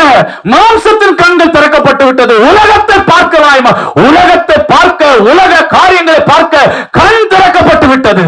ஆனால் ஆவிக்குரிய காரியத்தில் குருடனா இருக்கிறான். ஆவிக்குரிய வாழ்க்கையில குருடனா இருக்கிறான். ஹல்லேலூயா. ஆண்டவர் எந்த சபையை சந்திக்க வராரு தெரியுமா? இந்த கடைசி கால சபையை. இந்த கடைசி கால சபையை கர்த்தர் கைவிடுவதற்கு கர்த்தர் மனதில்லை. அவர் வாசற்படியிலே நிற்கிறார். அவர் வாசற்படியிலே நிற்கிறார். இந்த தற்போது உள்ள நிலைமை உனக்கு நீ அறியாமல் இருப்பாயானால் இன்றைக்கு கர்த்தர் சபையின் தூதன் மூலமாக உனக்கு இந்த செய்தியை கர்த்தர் அனுப்புகிறார். உன் நிலைமையை உணர்ந்து நீ மனம் திரும்பு. இரண்டாவதாக அந்த சபையினுடைய நிலைமையை பாருங்கள். அதே வெளிப்படுத்தும் விசேஷம் 3:17 வாசிங்கள் பார்க்கலாம். நீ நிர்பாக்கியம் உள்ளவனும் பரிதபிக்கப்படத்தக்கவனும் தரித்திரனும் குருடனும் நிர்வாணிமாய் இருக்கிறதை அறியாமல் நான் ஐஸ்வர்யவான் என்றும் திரவிய சம்பன் என்றும் எனக்கு ஒரு குறைவும் இல்லை என்றும் சொல்லுகிறபடியா. போதும். இரண்டாவது அந்த சபையோட நிலைமை என்ன தெரியுங்களா? தங்களை குறித்து சொல்லிக் கொள்ளுகிற நிலை. முதலாவது அதனுடைய தற்போது உள்ள நிலை, இரண்டாவது தங்களை குறித்து சொல்லிக் கொள்ளுகிற நிலை. சொல்லிக் கொள்ளக்கூடிய நிலை அவளுக்கு இல்லை. ஹல்லேலூயா. ஆனா அவங்க என்ன சொல்றாங்க தெரியுமா? கர்த்தருக்கு ஸ்தோத்திரம். அவங்க என்ன சொல்லிக் கொள்றாங்களா? அவருடைய நிலையை பாருங்க. அவங்களாகவே சொல்லிக் கொள்றாங்க. பிரைஸ் எல்லாம் பிறர் பார்த்து சொல்லணும். ஹல்லேலூயா. இவன் கர்த்தருடைய ஜெப வீரன், கர்த்தருடைய பிள்ளை, கர்த்தருடைய சாட்சி, கர்த்தருடைய கிருபா வரங்கள் உள்ளால் பிறர் சொல்ல வேண்டியது இப்பொழுது இவர்களாகவே சொல்லிக் கொள்கிறார்கள். ஆபிரகாமை பார்த்து கர்த்தர் சொன்னார், ஆபிரகாமை பார்த்து ஆண்டவர் அந்த அபிமெலேக் என்கிற பெலிஸ்தர் ராஜா, அவன் கர்த்தருடைய தீர்க்கதரிசி. அவன் யாருங்க? அல்லேலூயா. ஆண்டவர் சொன்னாருங்க. இன்னைக்கு காலகட்டத்துல சபைக்கு உள்ள லவோதிக்க சபையை விட்டு கர்த்தர் வெளியே போறது காரணம் என்ன தெரியுமா? சபை தன்னைத்தானே சொல்லிக் கொள்ளுகிறது. சபை தன்னைத்தானே சொல்லிக் கொள்ளுகிறது. அல்லேலூயா. உன்னை பற்றி தேவன் தான் சொல்ல வேண்டும். அவன் இப்பொழுது ஜெபம் பண்ணுகிறான். அவன் இப்பொழுது ஜெபம் பண்ணு. யாரை குறித்து? பவுலை குறித்து ஆண்டவர் சொல்றார். அவன் இப்பொழுது ஜெபம் பண்ணுகிறான். அவன் இப்பொழுது ஜெபித்துக் கொண்டிருக்கிறான். அவன் இப்போது ஊழியம் செய்து கொண்டிருக்கிறான். அவன் இப்போது சாட்சி சொல்லிக் கொண்டிருக்கிறான். அவன் இப்போது பைபிள் வாசித்துக் கொண்டிருக்கிறான் என்று ஆண்டவர் தான் சபையை குறித்து, ஜனங்களை குறித்து சொல்ல வேண்டுமே தவிர சபையானது தன்னை பற்றி சொல்ல வேண்டிய அவசியம் இல்லை. எப்பொழுது சபை தன்னை பற்றி, எப்பொழுது தேவ ஜனங்கள் தான் செய்ததை பற்றி, தன் கிரியைகளை பற்றி சொல்ல ஆரம்பித்தார்களோ அப்பொழுது தேவனுக்கு அங்க இடம் இல்லை என்று கர்த்தர் விலகினார். அல்லேலூயா. அவர்கள் என்ன சொல்றாங்க பாருங்க, நான் ஐஸ்வர்யவான் என்றும். கர்த்தருக்கு ஸ்தோத்திரம். ஆண்டவர் இவங்களை எப்படி பார்த்தாரு? தரித்திரரை பார்த்தாரு. ஆவிக்குரிய வாழ்க்கையில லவோதிக்க சபை மக்கள் எப்படி இருக்கிறாங்க? கர்த்தருக்கு ஸ்தோத்திரம். நிறைய கர்த்தருடைய பிள்ளைகள் இந்த கடைசி காலத்துல நீ ஜெபம் பண்ணி எவ்வளவு ஜெபத்தை நீ சேர்த்து வச்சிருக்கிற? உன் ஜெபத்தை வேதம் சொல்லுது, ஒரு நாள் இந்த பூமியின் மேல ஒரு பெரிய அழிவு வரப்போகுது, ஒரு பயங்கரமான சேதாரம் வரப்போகுது. அந்த அழிவுல இருக்கிற ஜனங்களை காப்பாற்றுவதற்கு பரிசுத்தவான்களுடைய ஜெபம் என்கிற தூப கலசம் பூமியின் மேல கொட்டப்பட போகுது. அப்போ சேர்த்து வைக்கிற அந்த ஜெபம் இந்த பூமியின் ஜனங்களை காப்பாற்ற போகுது. நீங்க எத்தனை மணிக்கணக்கு, எத்தனை நாள் நீங்க ஜெபித்து சேர்த்து வச்சிருக்கிறீங்க? இன்னைக்கு ஒருவேளை அதனுடைய வேல்யூ வீட்டாருக்கு தெரியாம இருக்கலாம். ஒரு நாள் அந்த ஜெபத்தினுடைய வல்லமையை உன் குடும்பத்தார் அறிவார்கள், உன் ஜனங்கள் அறிவார்கள். ஏன் சும்மா ஜெபம் பண்ணிட்டு கிடக்கிற? எப்பொழுது பார்த்தாலும் ஜெபம் ஜெபம் ஜெபம் ஜெபம் ஜெபம் கிடக்கிற? அந்த ஜெபம் தான். வாசித்து பாருங்கள். வெளிப்படுத்தின விசேஷம் 8ஆம் அதிகாரம் எல்லாரும் எடுத்துக்கொள்வோம். வெளிப்படுத்தின விசேஷம் 8ஆம் அதிகாரம் 1 முதல் வாசிக்க கேட்கலாம். அவர் 7ஆம் முத்திரையை உடைத்த போது பரலோகத்தில் ஏறக்குறைய அரை மணி நேரம் அளவும் அமைதல் உண்டாயிற்று. பின்பு தேவனுக்கு முன்பாக நிற்கிற 7 தூதர்களையும் கண்டேன். அவர்களுக்கு 7 எக்காலங்கள் கொடுக்கப்பட்டது. வேறொரு தூதனும் வந்து தூபம் காட்டும் பொற்கலசத்தை பிடித்து பலிபீடத்தின் படியிலே நின்றான். வேறொரு தூதனும் வந்து தூபம் காட்டும் பொற்கலசத்தை பிடித்து பலிபீடத்தின் படியில நின்றான். சிங்காசனத்திற்கு முன்பாக இருந்த பொற்பீடத்தின் மேல் சகல பரிசுத்தவான்களுடைய, கவனிங்கள், சகல பரிசுத்தவான்களுடைய ஜெபங்களோடு, சகல பரிசுத்தவான்களுடைய ஜெபங்களோடு செலுத்தும்படி மிகுந்த தூப வர்க்கம், ஜெபங்களோடு செலுத்தும்படி மிகுந்த தூப வர்க்கம் அவனுக்கு கொடுக்கப்பட்டது. அப்படியே பரிசுத்தவான்களுடைய ஜெபங்களோடும் செலுத்தப்பட்ட தூப வர்க்கத்தின் புகையானது தூதனுடைய கையிலிருந்து தேவனுக்கு முன்பாக எழும்பிற்று. கவனிங்கள், அந்த தூபம் இருக்கிறது. அந்த தூபத்தை அந்த தூதன் கையில கொடுத்த போது அவன் அதை பூமியின் மேல் கொட்டினான். அது பலிபீடத்திலிருந்து அந்த புகை எழும்பிற்று. அந்த தூபம் என்பது பரிசுத்தவான்களுடைய ஜெபத்தை குறிக்கிறது. யார் பரிசுத்தவான்? சபையாகிய நீங்கள் தான் பரிசுத்தவான். இந்த உலகத்திலே துன்மார்க்கமாய் வாழ்கிற ஜனங்கள் மத்தியிலிருந்து பிரித்தெடுக்கப்பட்ட கூட்டத்துக்கு பெயர் தான் பரிசுத்தவான்களுடைய கூட்டம். தேவ சபையே பரிசுத்தவான்கள் என்று சொன்னால் ஏதோ பிரத்யேகமான ஆட்கள் நினைக்காதீங்க. நீங்களும் நானும் தான் பரிசுத்தவான்கள். நாம் ஜெபிக்கிற எல்லா ஜெபத்தையும் கர்த்தர் பத்திரமாய் சேர்த்து வைக்கிறார். தாவீது சொல்றார், என் கண்ணீர் உமது துருத்தில், கண்ணீரை துருத்தில ஆண்டவர் வைப்பாரானால் உன் ஜெபத்தை கர்த்தர் பத்திரமாய் வைப்பார். ஆண்டவருக்கு மகிமை ஸ்தோத்திரம் உண்டாவதாக. அருமையானவர்களே, இப்பொழுது பாருங்கள், இந்த ஜெபத்தை பூமியின் மேல அப்படியே கொட்டின போது என்ன நடக்க போகிறது பாருங்கள். வாசிங்கள் 5ஆம் வசனம். பின்பு அந்த தூதன் கலசத்தை எடுத்து பின்பு அந்த தூதன் தூப கலசத்தை எடுத்து அதை பலிபீடத்து நெருப்பினால் நிரப்பி அந்த பலிபீடத்து நெருப்பினால் நிரப்பி பூமியிலே கொட்டினான். பூமியில உன் ஜெபம், சேர்த்து வைக்கப்பட்டிருக்கிற ஜெபம் பூமியிலே கொட்டப்பட போகிறது. இதை சொல்லுவதற்கு ஒரு காரியம் உண்டு, தயவு செய்து கவனிங்கள்.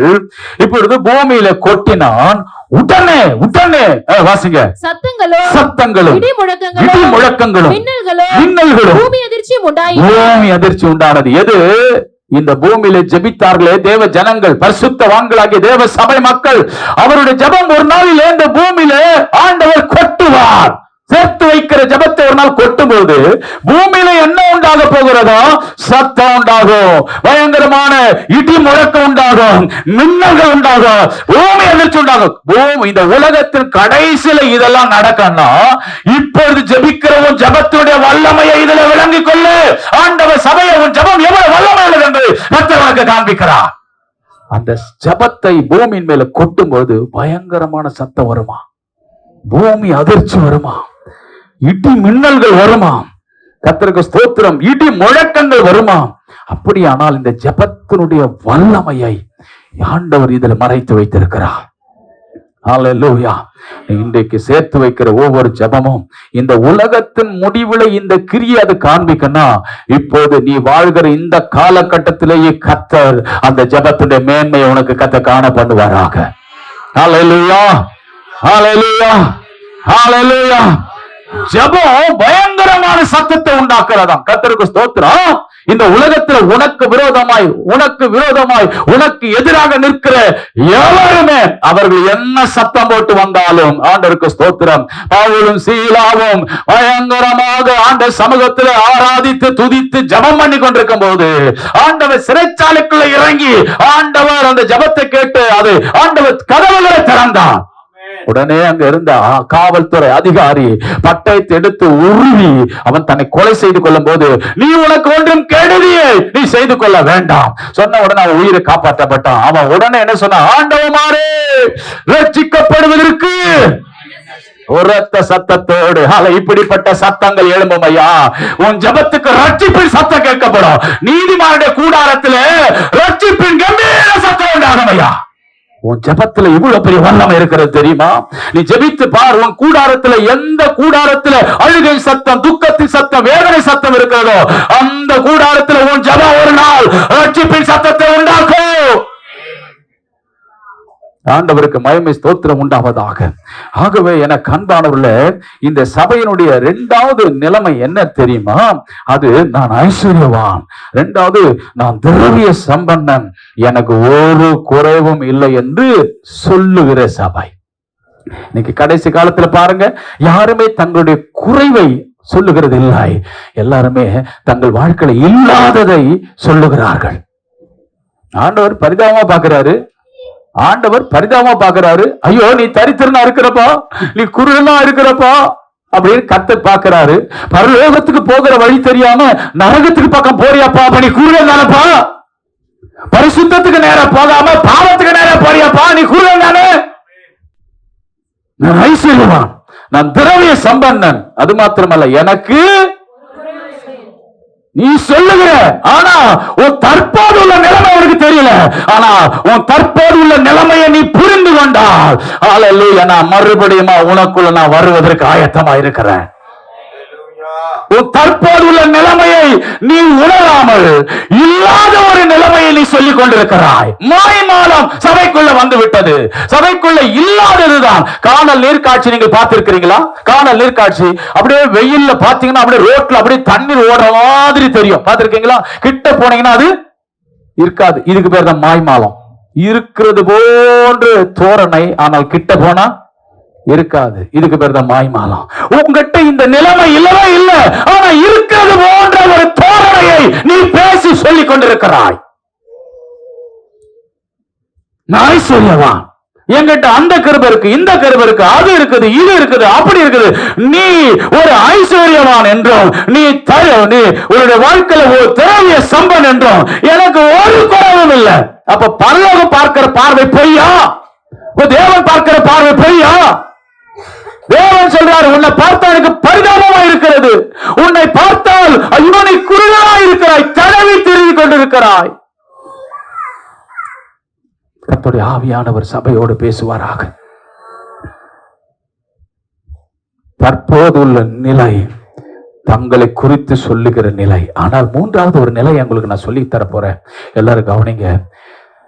தேவன் அவர்களை குறித்து விரும்புகிற நிலை. முதலாவது தற்போது உள்ள நிலைமையை கர்த்தர் காண்பித்து கொடுத்தார். இரண்டாவது தங்களை குறித்து சொல்லுகிற நிலையை கர்த்தர் காண்பித்து கொடுத்தார். மூன்றாவது தேவன் அவர்களை குறித்து விரும்புகிற நிலையை நாம் அங்க பார்க்க போகிறோம். தேவன் விரும்புகிற நிலை. இந்த சபை இப்படி இருக்கணும், இந்த ஜனங்கள் இப்படி இருக்கணும். தேவன் ஒரு விரும்பி ஒரு நிலையை அந்த ஜனங்களுக்கு ஆண்டவர் எதிர்பார்க்கிறார். இப்படிப்பட்ட நிலையில இந்த லவோதிக்க சபை இருக்க வேண்டும் என்று கர்த்தருக்கு ஒரு விருப்பம் இருந்தது. அது என்ன விருப்பம்? வாசிங்கள் 18வது வசனம்.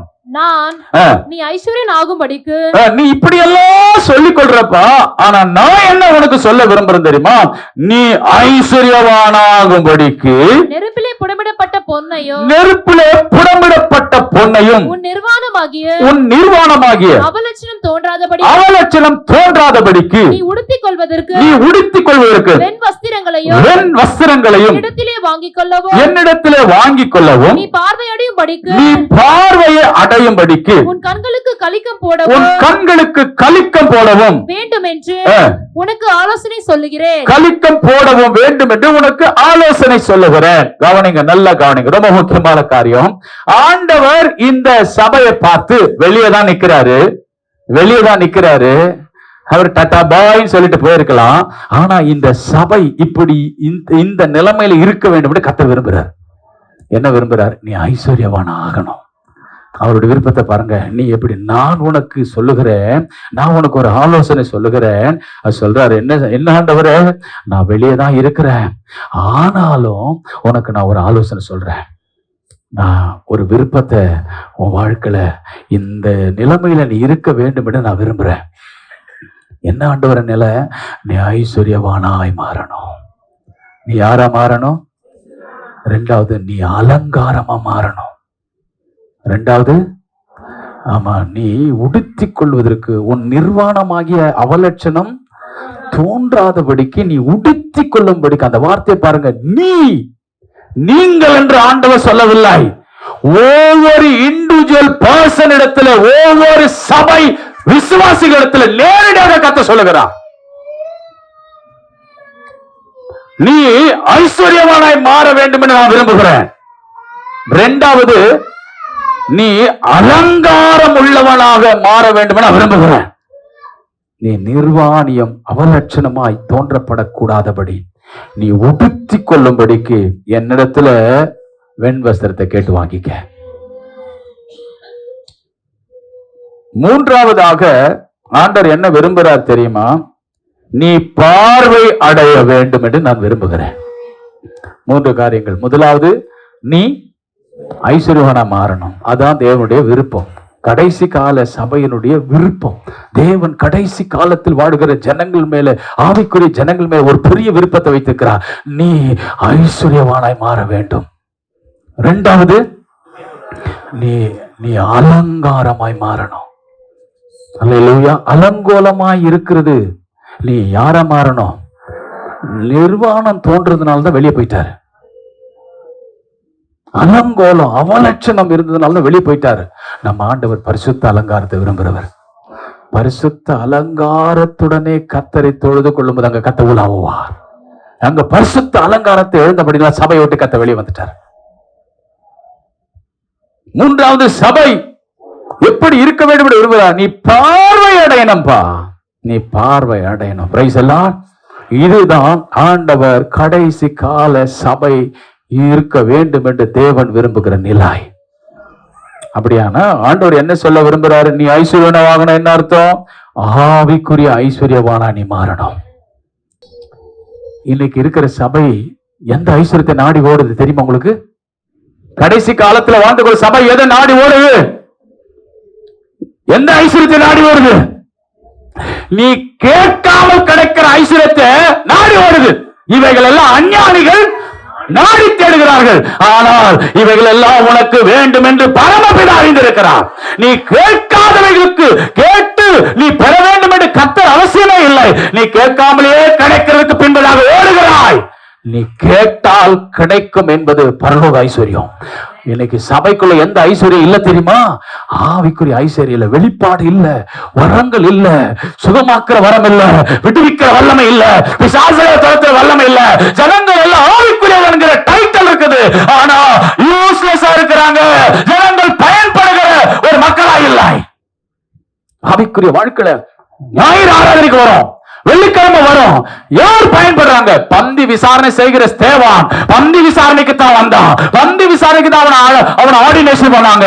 பந்தி விசாரணை 7 பேர்ல ஒருத்தனாவது அபிஷேகம் பண்ணாங்க. ஆனால் அவனோ ஆவிக்குரியவன்கிற டைட்டில் மாற்றம் போடல. சுவிசேஷம் சொன்னான், மற்றவங்க சுவிசேஷம் சொன்னான், வியாதிகளை குணமாக்கலாம், பிசாசுகளை துரத்தலாம். அவனுக்கு முன்னாடி எவரால் எதிர்த்து நிற்க முடியவில்லை. அவனிடத்திலிருந்து அபிஷேகம் அவ்வளவு வல்லமையா இருந்தது. கர்த்தர் இந்த காலவேளை சொல்லுகிறார், ஓ நீ கேளாமல் கிடைக்கிற ஐஸ்வர்யத்தின் பின்னாடி ஓடி ஐஸ்வர்யவானை மாற விரும்பாத. இதெல்லாம் நீ கேட்காமலேயே உன் வீட்டு வாசற்பட வந்து நிற்கும். நீ கேட்க வேண்டிய ஒரு ஐஸ்வர்யம் உண்டு. வரங்களை கேளு, வல்லமை கேளு, ஜெபாவியை கேளு, வியாதிகள் குணமாக்குற வரங்களை கேளு, அற்புதம் செய்கிற சக்தியை கேளு. நீ இந்த ஐஸ்வர்யத்தை கேளு. ஹல்லேலூயா, ஹல்லேலூயா, ஹல்லேலூயா. இயேசுவிடத்தில் திரளான ஜனங்கள் ஏன் ஓடி வந்தார்கள்? இயேசுவிடத்தில் திரளான ஜனங்கள் ஏன் ஓடி வந்தாங்க ஐயா? ஏன் ஓடி வந்தாங்க? ஒரு தச்சனுடைய குமாரன் ஐயா, ஒரு சாதாரண தச்சனுடைய குமாரன் ஏன் இயேசுவை தேடி வந்தாங்க?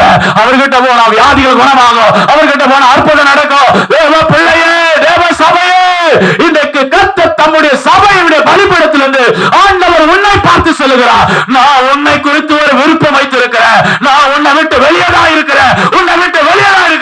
ஆனாலும் உன் மேல எனக்கு ஒரு விருப்பம் உண்டு. நான் உன்னை ஐஸ்வர்யவானா மாத்த விரும்புறேன். இந்த கடைசி காலத்துல இந்த ஆவிக்குரிய ஐஸ்வர்யத்தை பெற்று விட்டார். சபையே, சபையே, உன் மூலமா இந்த உலகத்துக்கு ஒரு பெரிய எழுப்புதல் உண்டாக்க போகிற. எழுப்புதல் உன் மூலமாக வரப்போகிறது. நீ இந்த ஆவிக்குரிய ஐஸ்வர்யத்தை பெற்றுவிட்டால், இந்த ஆவிக்குரிய அபிஷேகத்தை பெற்றுவிட்டால், இந்த ஆவிக்குரிய வல்லமை பெற்றுவிட்டால், அல்லேலூயா. திரள் திரளாக மருத்துவமனையில இருக்கிற கூட்டம் ஓ வீட்டு வாசப்படியில் நிற்கும் ஐயா. ஓ வீட்டு வாசப்படியில வியாதிக்காரன் நிற்பார் ஐயா. ஓ வீட்டு வாசப்படியில பிசாசுகளை துரத்துகிற கூட்டம் நிற்கும் ஐயா.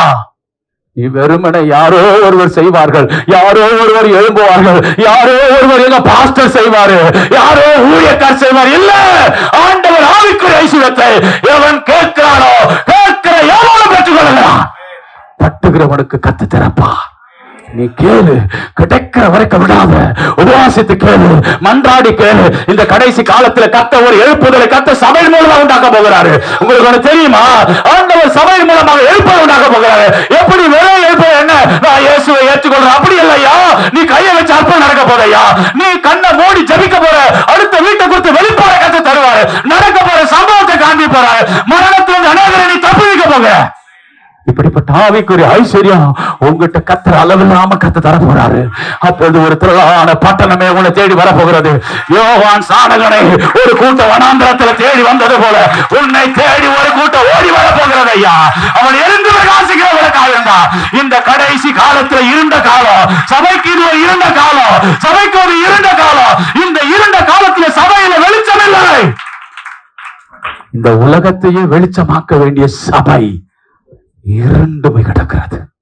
கர்த்தர் சொல்லுகிறார், அந்த இருண்ட காலத்துல, யூதருடைய இருண்ட காலத்துல ஒரு யோவான் ஸ்நானகனை எழுப்பினது போல கர்த்தர் சபையில உன்னை எழுப்ப விரும்புகிறார். கர்த்தர் சபையில உன்னை எழுப்ப விரும்புகிறார். பிரதான கூட்டம் உன்னை தேடி வழி வரப்போகிறது. ஒரு எழுப்புதல் கர்த்தர் உண்டாக்க போகிறார். எழுப்புது வந்தால் பாஸ்டர் ஞானஸ்நானம் கொடுக்க மாட்டார் ஐயா. சபையில் இருக்கிற விசுவாசியை ஞானஸ்நானம் கொடுக்கும் ஐயா. ஏனென்றால் வேலை அதிகமாக இருக்க போகிறது, வேலை அதிகமாக இருக்க போகிறது.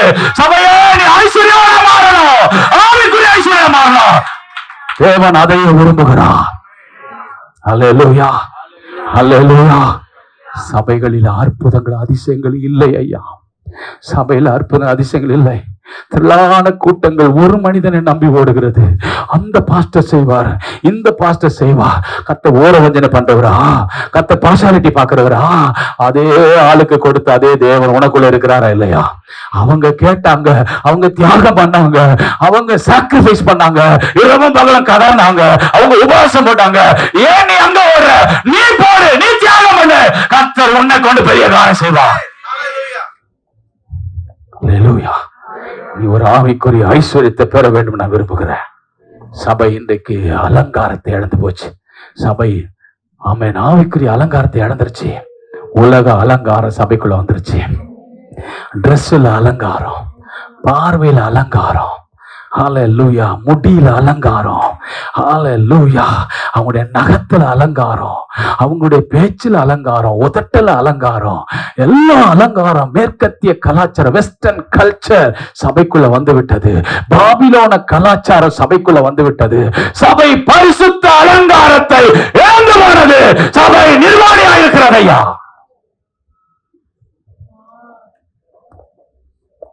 ஆனாலும் அவலட்சணமான அலங்காரத்தை பார்த்து நான் வெளியே வந்தாலும் நான் திரும்ப உனக்குள்ள ஒரு விருப்பத்தை வச்சிருக்கிறேன். நான் உனக்குள்ள திரும்ப ஒரு விருப்பத்தை வச்சிருக்கிறேன். மறுபடியும் உனக்கு அலங்காரத்தை தர விரும்புறேன். மறுபடியும் உன்னை நான் பரிசுத்த அலங்காரத்தை மூட விரும்புகிறேன். ஹல்லேலூயா. வெண் வஸ்திரம் என்பது ரைச்சஸ்னஸ் என்கிற நீதியை குறிக்கிறது. ஹல்லேலூயா. ஆண்டவர் நீதி. இந்த உலகம் சபைக்குள்ள இருக்கிற இந்த சபைக்குள்ள தேவனுடைய நீதி இருந்தது, தேவனுடைய பரிசுத்தம் இருந்தது. சபையானது ஆண்டவரை பரிசுத்த அலங்காரத்தை இழந்தவுடனே, உலக கலாச்சாரம் சபைக்குள்ள வந்தவுடனே ஆண்டவர் வெளியே போய்விட்டார். பரலோக கலாச்சாரத்தின் அடிப்படையில தான் யூத மக்களுக்கு கர்த்தர் எல்லா ஆராதனை முறைமைகளை கொடுத்தார். உலகத்தில் இருக்கிற முறைமைகள் படி ஆராதனை இல்லை. எல்லா குத்து விளக்கு பரலோகத்தில் இருந்தது, ஆராதனை கூடாரம் பரலோகத்தில் இருந்தது, ஆராதனை பலிபீடம் பரலோகத்தில் இருந்தது. சபைக்குள்ள இருக்கிறது எல்லாமே பரலோகத்துடைய நிலநாட்டம் ஐயா. இந்த உலகத்தின் கலாச்சாரத்தை மாத்திரம் சபைக்குள்ள கர்த்தர் கொண்டு வரவில்லை. பரலோக கலாச்சாரம் பரிசுத்த அலங்காரத்துடனே கர்த்தரை தொழுது கொள்ளு. சேனைகள் கர்த்தர் பரிசுத்த, சேனைகள் கர்த்தர் பரிசுத்த, சேனைகள் கர்த்தர் பரிசுத்த. இது பரலோக கலாச்சாரம். இன்னைக்கு தேவ ஜனங்கள் பரிசுத்த அலங்காரத்தை இழந்து போனார்கள். சபைக்கு வெளியே தேவன் இருக்கிறார். ஆனாலும் நான் உன்னில ஒரு விருப்பத்தை வைத்திருக்கிறேன். திரும்பவும் இந்த அலங்காரத்தை உனக்கு தர விரும்புகிறேன். திரும்ப இந்த அலங்காரத்தை உனக்கு நான் தர விரும்புகிறேன். திரும்ப இந்த அலங்காரத்தை உனக்கு நான் தர விரும்புகிறேன். மூன்றாவதாக ஆண்டவர் விரும்புகிற அந்த காரியம் என்ன தெரியுமா? நீ பார்வை அடையணும்பா. தேவ சபை என்ன செய்யணும்? பார்வை அடையணும். ஹல்லேலூயா. பார்வை அடையணும்னா என்ன அர்த்தம்? என்ன அர்த்தம்? ஹல்லேலூயா. சபை என்ன ஆகணுமா? பக்கத்து கைப்பிடிங்க, நீங்க பார்வை அடையணும் பிரதர். இன்னைக்கு நிறைய ஜனங்களுக்கு என்ன இல்லை? பார்வை அடையணும் என்ன அர்த்தம்? நீ அற்புதங்களை காணணும், நீ அதிசயங்களை காணணும். சபை மறுபடியும் அற்புதங்கள் அதிசயங்களை பார்க்கணும். அப்படி அற்புதங்கள் அதிசயங்களை பார்க்கக்கூடிய பார்வை சபைக்கு திறக்கப்படணும். சபை குருடனா இருக்கிறது, சபை குருடனா இருக்கிறது. ஆதி காலத்தில் நடந்த அற்புதங்கள், ஆதி காலத்தில் நடந்த அதிசயங்கள் இன்றைக்கும் செய்வதற்கு கர்த்தர் காத்திருக்கிறார். ஏன் அவர் வாசற்படியில் நின்று கொள்ள? உன்னை விட்டு அவர் வெளியே வந்தது உண்மைதான், உன்னை விட்டு அவர் தூரம் வந்தது உண்மைதான். ஏன் வாசற்படியில் இருக்கிறார்? நான் வெளியே வந்து விட்டேன் என்று இத்தனை காலமாய் உனக்கு விரோதமாய் எழுப்பின சத்துரு அந்த வாசல்ல வந்துவிடக் கூடாது என்பதற்காக நானே உன்னை விட்டு வெளியே வந்தாலும் வாசற்படியில் உனக்காக நான் காத்திருக்கிறேன். ஒருவரையும் உன்னுடைய வீட்டுக்குள்ள வாழ்க்கையில அனுமதியாதபடி நானே உன் ஜீவனுக்கு உத்தரவாதியா இருக்கிறேன். தற்போதுள்ள நிலைமை, சொல்லிக் கொள்ளுகிற நிலைமை, மூன்றாவது தேவன் விரும்பும் நிலைமை. இந்த கடைசி காலத்தில் உள்ள சபைகளுக்கு இது இருக்கிறது. தேவனும் அந்த விருப்பத்தை வச்சிருக்கிறார். அல்லேலூயா. இப்ப ஆண்டவர் ஏன் வாசற்படியில நின்றுட்டு இருக்கிறாரு சொல்லி நான் முடிக்க போறேன். எல்லாரும் எடுத்துக்கொள்ளுங்க. ஏன் ஆண்டவர் வாசற்படியில நிக்கணும்? இந்த நிலைமையெல்லாம் இருக்குது. பார்த்துட்டு அவருக்கு அங்கே நின்றுட்டு அவர் என்ன பண்ணிருக்கலாம்? பரலோகத்துக்கு போயிட்டு இருக்கலாமே. ஏன் வாசற்படியில நிற்கிறேன்? 3 காரியங்களை திரும்பவும் சபைக்குள்ள தேவ ஜனங்களுக்குள்ள கொண்டு வருவதற்காக ஹல்லேலூயா ஆண்டவர் வாசப்படியில் நிற்கிறார்.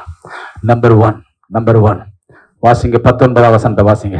19ஆம் வசனம். நான் நேசிக்கிறவர்கள் எவர்களோ அவர்களை கடிந்து கொண்டு சிட்சிக்கிறேன். ஆகையால் நீ ஜாக்கிரதையா இருந்து மனம் திரும்பு. கர்த்தருக்கு ஸ்தோத்திரம். கவனிங்க, 3:8 நான் உன்மேல் அன்பாய் இருக்கிறதை அறியும்படி செய்வேன் அப்படின்னு சொல்றாரு. பரவாயில்ல, பிலதெல்பியா சபையில ஒரு குறைவு கூட இல்லாத ஒரு சபை. அந்த சபையில ஆண்டோட அன்பு இருக்கிறது ஒரு விசேஷம் கிடையாது. ஆனா ஆண்டவரை வெளியே துரத்தினது இந்த சபை. ஆண்டவரை வெளியே அனுப்பிடுச்சு. தன்னுடைய கௌரவத்து நிமித்தம், தன்னுடைய பெருமை நிமித்தம், தன்னுடைய தற்பெருமை நிமித்தம் தேவன் வெளியே வந்துட்டாரு. நிர்வாணமானது நிமித்தம் தேவன் வெளியே வந்துட்டாரு. குருடனான நிமித்தம் தேவன் வெளியே வந்துட்டாரு. ஆனா இப்ப இந்த சபையை பார்த்து ஏன் வாசப்படல நிக்கிறீங்க ஆண்டவரே கேட்டா, இந்த சபையை கொண்டுதான், இந்த கடைசி காலத்தில் இருக்கிற இந்த சந்ததியை கொண்டுதான் ஹல்லேலூயா நான் இந்த உலகத்துல ஏதாவது ஒண்ணு செய்யணும். அதுக்காகத்தான் என் அன்பை பொழியும்படி நான் நிக்கிறேன்.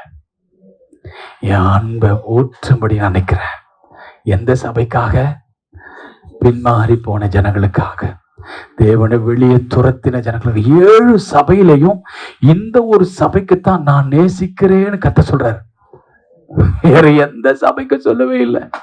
நான் கண்ணீர் விட்ட ஆண்டவரே, உம்மை துரத்தினவன், ஆண்டவர் நிர்வாகமாக்கப்பட்டவன், ஆண்டவர் பெருமையோடு தற்பெருமையோடு கூட பேசினவன், ஆண்டவரை என் மேலேயோ அன்பை ஊற்ற விரும்புகிறேன். ஏன் ஆண்டவர் நிற்கிறார் தெரியுமா? உண்மையில தம்முடைய அன்பை ஊற்றுவதற்கு கர்த்தர் காத்திருக்கிறார். நீ எவ்வளவா உன்னை சொல்லிக்கிட்ட, நீ எவ்வளவோ தற்பெருமையோடு விளையாடிட்ட, நீ எவ்வளவோ காரியங்களை நீ செஞ்சிட்ட, ஆனாலும் நான் வாசற்படியில் நிக்கிறேன். எதற்காக தெரியுமா? நான் உன்னை நேசிக்கிறேன். உன்னை விட்டு என்னால வெளியே போக முடியாது. உன்னை விட்டு நான் எங்க போவேன்? உன்னை கொண்டுதானே இந்த கடைசி கால தலைமுறைக்கு நான் தேவன் என்பதை நிரூபிக்கணும். உன்னை கொண்டுதானே இந்த உலகத்துக்கு நான் செய்திகளை அனுப்பணும். உன்னை கொண்டுதானே இந்த உலகத்தில் இருக்கிற ஜனங்களுக்கு நான் ஏதாவது செய்தாகணும். உன்னை கொண்டுதானே அற்புதங்களை செய்யணும். உன்னை கொண்டுதானே ஊழியர்களை ஸ்தாபிக்கணும். உன்னை கொண்டுதானே சபைகளை கட்டணும். உன்னை கொண்டுதானே ராஜாக்களை மனம் திரும்பணும். உன்னை கொண்டுதானே ஏழை எளியவரை சந்திக்கணும். உன்னை கொண்டுதானே வியாதிகளை குணமாக்கணும். ஆகவே எனக்கு உன்னை விட்டா வேற யாருமே இல்லை. ஆகவே என் அன்பை உன் மேலே நான் ஊற்ற விரும்புகிறேன்.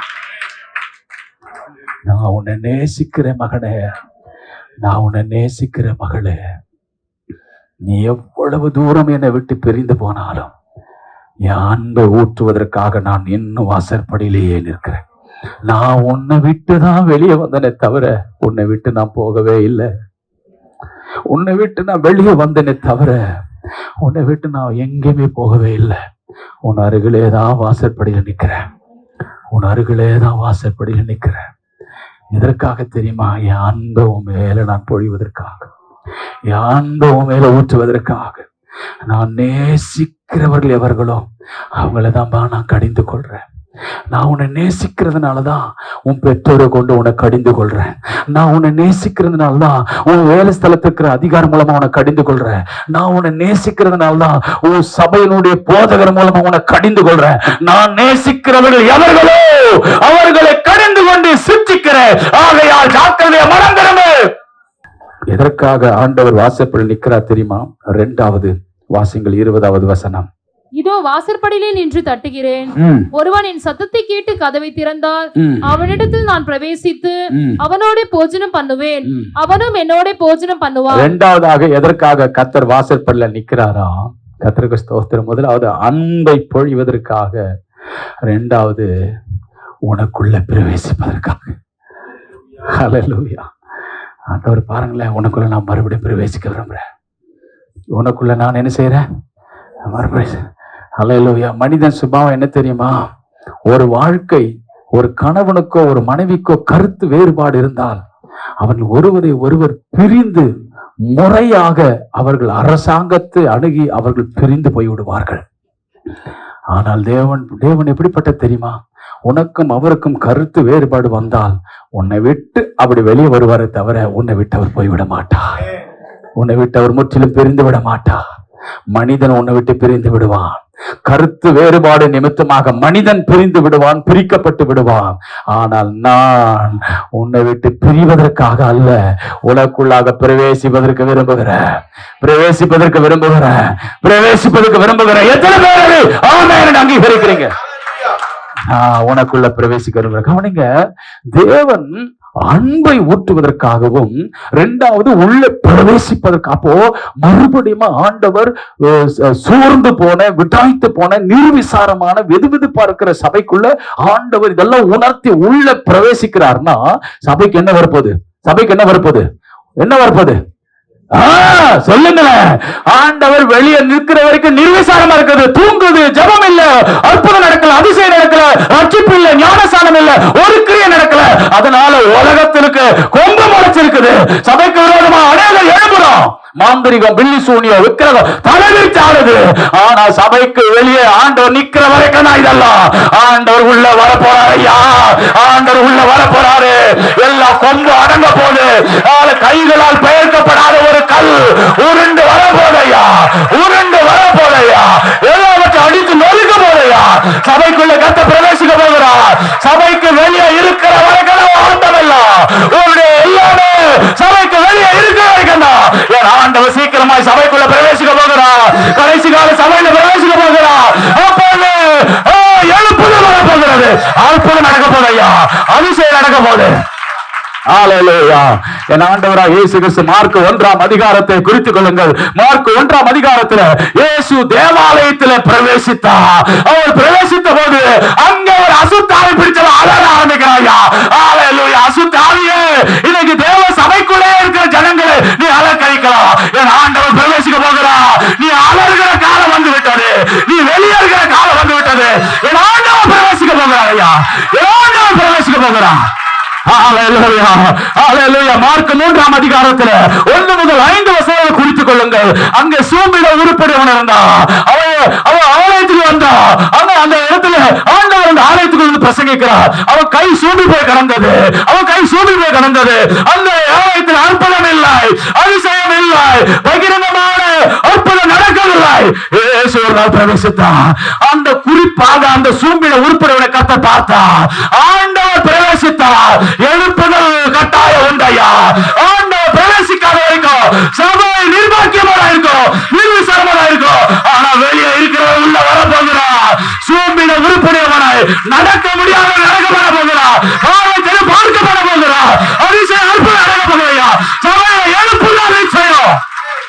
தேவன் உள்ள பிரவேசிக்க போகிறார். தேவன் எவீரு வீட்டுக்கு போனார். ஆண்டவராக இயேசு எவீரு வீட்டுக்கு போகிறார். வாசிகள் இந்த வசனத்தை மாத்திரம் மார்க் 5ஆம் அதிகாரம் 38 இருந்து வாசிக்க கேட்கலாம். மார்க் 5ஆம் அதிகாரம் 38 இருந்து ஆலய தலைவனுடைய வீட்டிலே வந்து சந்தடியையும் மிகவும் அழுது புலம்புகிறவர்களையும் கண்டு உள்ளே பிரவேசித்து நீங்கள் சந்தடி பண்ணி அழுகிறது என்ன? நீங்கள் சந்தடி பண்ணி சத்தம் போட்டு அழுகிறது என்ன? பிள்ளை மரிக்கவில்லை. இயேசு உள்ளே பிரவேசிக்காத வரைக்கும் உலகத்துல சத்தையா, அவன் ஆட்டம், அவன் அடிக்கிறான், அவன் ஆட்டம், நமக்கு விரோதமா எழுந்துறான். இயேசு பிரவேசிக்காத வரைக்கும் அவனுக்கு ஆண்டவர் வெளியே நிற்கிறார் ஐயா. அது வரைக்கும் அவன் கூத்தல்லாம், அது வரைக்கும் அவன் ஆட்டம் எல்லாம். சபையே நீ தைரியமாயிரு. வெளியே நிற்கிற ஆண்டவர் உள்ள பிரவேசிக்க போகிறார். வெளியே நிற்கிற தேவன் உள்ள பிரவேசிக்க போகிறார். சபைக்குள்ள தேவன் பிரவேசிக்க போகிறார். சபைக்குள்ள உள்ள பிரவேசிக்க போகிறார். சந்தடி எல்லாம் அடக்க போகிறார். என்ன நடக்க போகிறது பாருங்கள், வாசங்கள் பார்க்கலாம். இல்லை மரிக்கவில்லை. சபை செத்து போச்சு நினைச்சியாப்பா? சபை செத்து போச்சா? அவ்வளவுதான். சபை இனிமே உலகத்துல இருக்காது. சபை செத்து போச்சு. சபையை யாராலும் இனி எழுப்ப முடியாது. சபையை நாங்க படுக்க வச்சுட்டோம். சபையை இனி எழுப்ப முடியாது. அவ்வளவுதான். சபையுடைய அடையாளம் எல்லாம் அழிக்கப்பட போகிறது. அது இயேசு வெளியே இருக்கிற வரைக்கும் தான். இயேசு வெளியே இருக்கிற வரைக்கும் தான் அவர் சபைக்குள்ள பிரவேசிக்க போகிறார். தேவ ஜனமே, அவர் உள்ள பிரவேசிக்கிற காலம் வந்து விட்டது. ராபா லாதா ராதா. அத்திமரம் துளிர் விடும்போது வசந்த காலம் சமீபமாயிற்று. அவர் வாசல் அருகே வந்திருக்கிறார் என்பதை அறியுங்கள். அவர் வாசல் அருகே வந்து விட்டார். ஆண்டவருடைய நாமத்துக்கு மகிமை ஸ்தோத்திரம் உண்டாவதாக. ஓ ஹalleluya. பிள்ளை மரிக்கவில்லை, நித்திரையாக இருக்கிறாள் என்றார். அது அர்த்தம் என்ன? சபை செத்து போச்சு நடிச்சிட்டீங்களாப்பா? உலகமே, மந்திரவாதிகளே, குறிமேடையே, சபை செத்து போச்சு நினைச்சியா? சபை நித்திரையா இருக்குது, தூங்கிட்டு இருக்குது. அவ்வளவுதான். சபை தூங்கிட்டு இருக்குது. எழுப்புகள் உள்ள வரப்பாறையா? சபை தூங்கிட்டு இருக்குது. சாகல, சபை சாகல. சபை இன்னைக்கு உலகத்துல உயிரோடுதான் இருக்குது. ஆனா அது தூங்கி இருக்குது. காரணம் வெளியே நிற்கிறாரு. அவர் உள்ள வரப்போறாரு. சபையை எழுப்ப வரப்போறாரு. சபை எழுப்பு வர போகிறது. தேசம் எழுப்பு வர போகிறது. ஜனங்கள் எழுப்பு வர போகிறார்கள். நித்திரையா இருக்கிறார். அடுத்த வசனம் சொல்லுகிறது, அதற்காக அவரை பார்த்து நகைத்தார்கள். எல்லாரையும் அவர் வெளியே போக பண்ணி பிள்ளையின் தகப்பனையும் ஹalleluya சபையை எழுப்புதல் அடைய கூடாதபடி தடையா இருக்கிற எல்லாரையும் கத்த வெளியே அனுப்புகிறார். சொல்லுங்க, எல்லாம் கத்த வெளியே அனுப்புகிறார். ஹalleluya. தேவ சபை இந்த உலகத்தில் எழுப்புதல் அடைய கூடாதபடி, தேவ ஜனங்கள் எழுப்புதல் அடைய கூடாதபடி, அற்புதங்கள் அதிசயங்கள் வல்லமையான காரியங்கள் நடக்க கூடாதபடி, என்னென்ன ஆவி எல்லாம் தேசத்தில் உலாவுதோ, பட்டணங்களில் உலாவுதோ, எல்லாம் வெளியே வர போதையா. ஆண்டவர் தேசத்துக்குள்ள பிரவேசிக்க போகிறார். சபைக்குள்ள பிரவேசிக்க போகிறார். தேவன் சபைக்குள்ள பிரவேசிக்க போகிறார். ஹalleluya. அது மாத்திரமல்ல, வாசிங்கள், பார்க்கலாம், வாசிங்கள். பிள்ளையின் தகப்பனையும் தாயையும் நம்மோடு வந்தவர்களை அழைத்துக் கொண்டு பிள்ளை இருந்த இடத்தில் பிரவேசித்து ஹalleluya பிள்ளை இருந்த இடத்தில் பிரவேசித்து ஹalleluya ஹalleluya. ஆண்டவர் சபைக்குள்ள மாத்திரம் பிரவேசிக்க போறதில்ல, எந்தெந்த சபைக்குள்ள யார் யாரெல்லாம் பாதிக்கப்பட்டு துக்கத்தோடு வேதனையோடு கண்ணீரோடு இருதயத்தில் மார்பல் அடித்துக் கொண்டு அழுகிறாரோ அங்கே அவர் பிரவேசிப்பாரையா. அங்கே அவர் பிரவேசிப்பாரையா.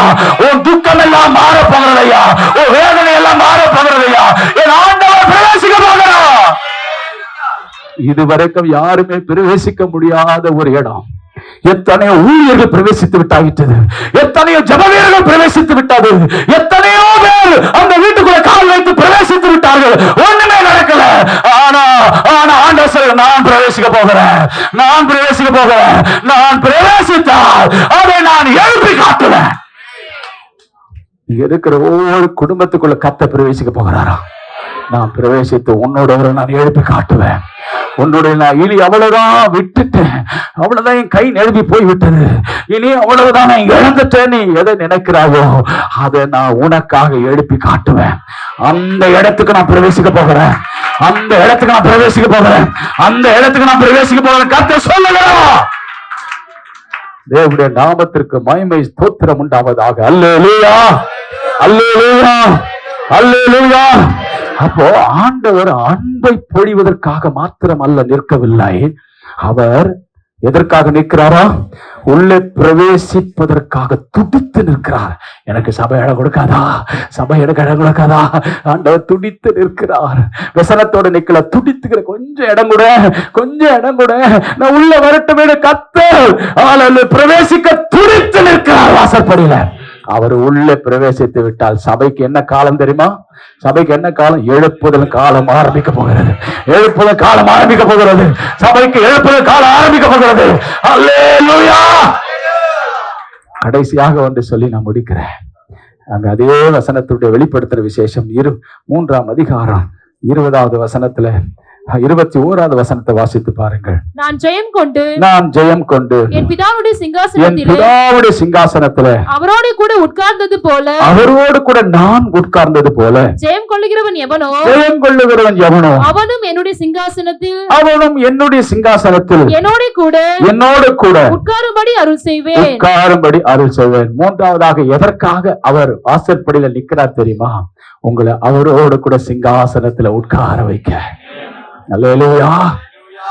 பாதாளத்துல போய் உனக்கு படுக்கை போடுவதற்காக கர்த்தர் உன்னை விட்டு வெளியே வரல. அல்லேலூயா. உன்னை சத்துரு பாதாளத்துல மேய்ந்து போடுவதற்காக, நரகத்துல தள்ளுவதற்காக வரவில்லை.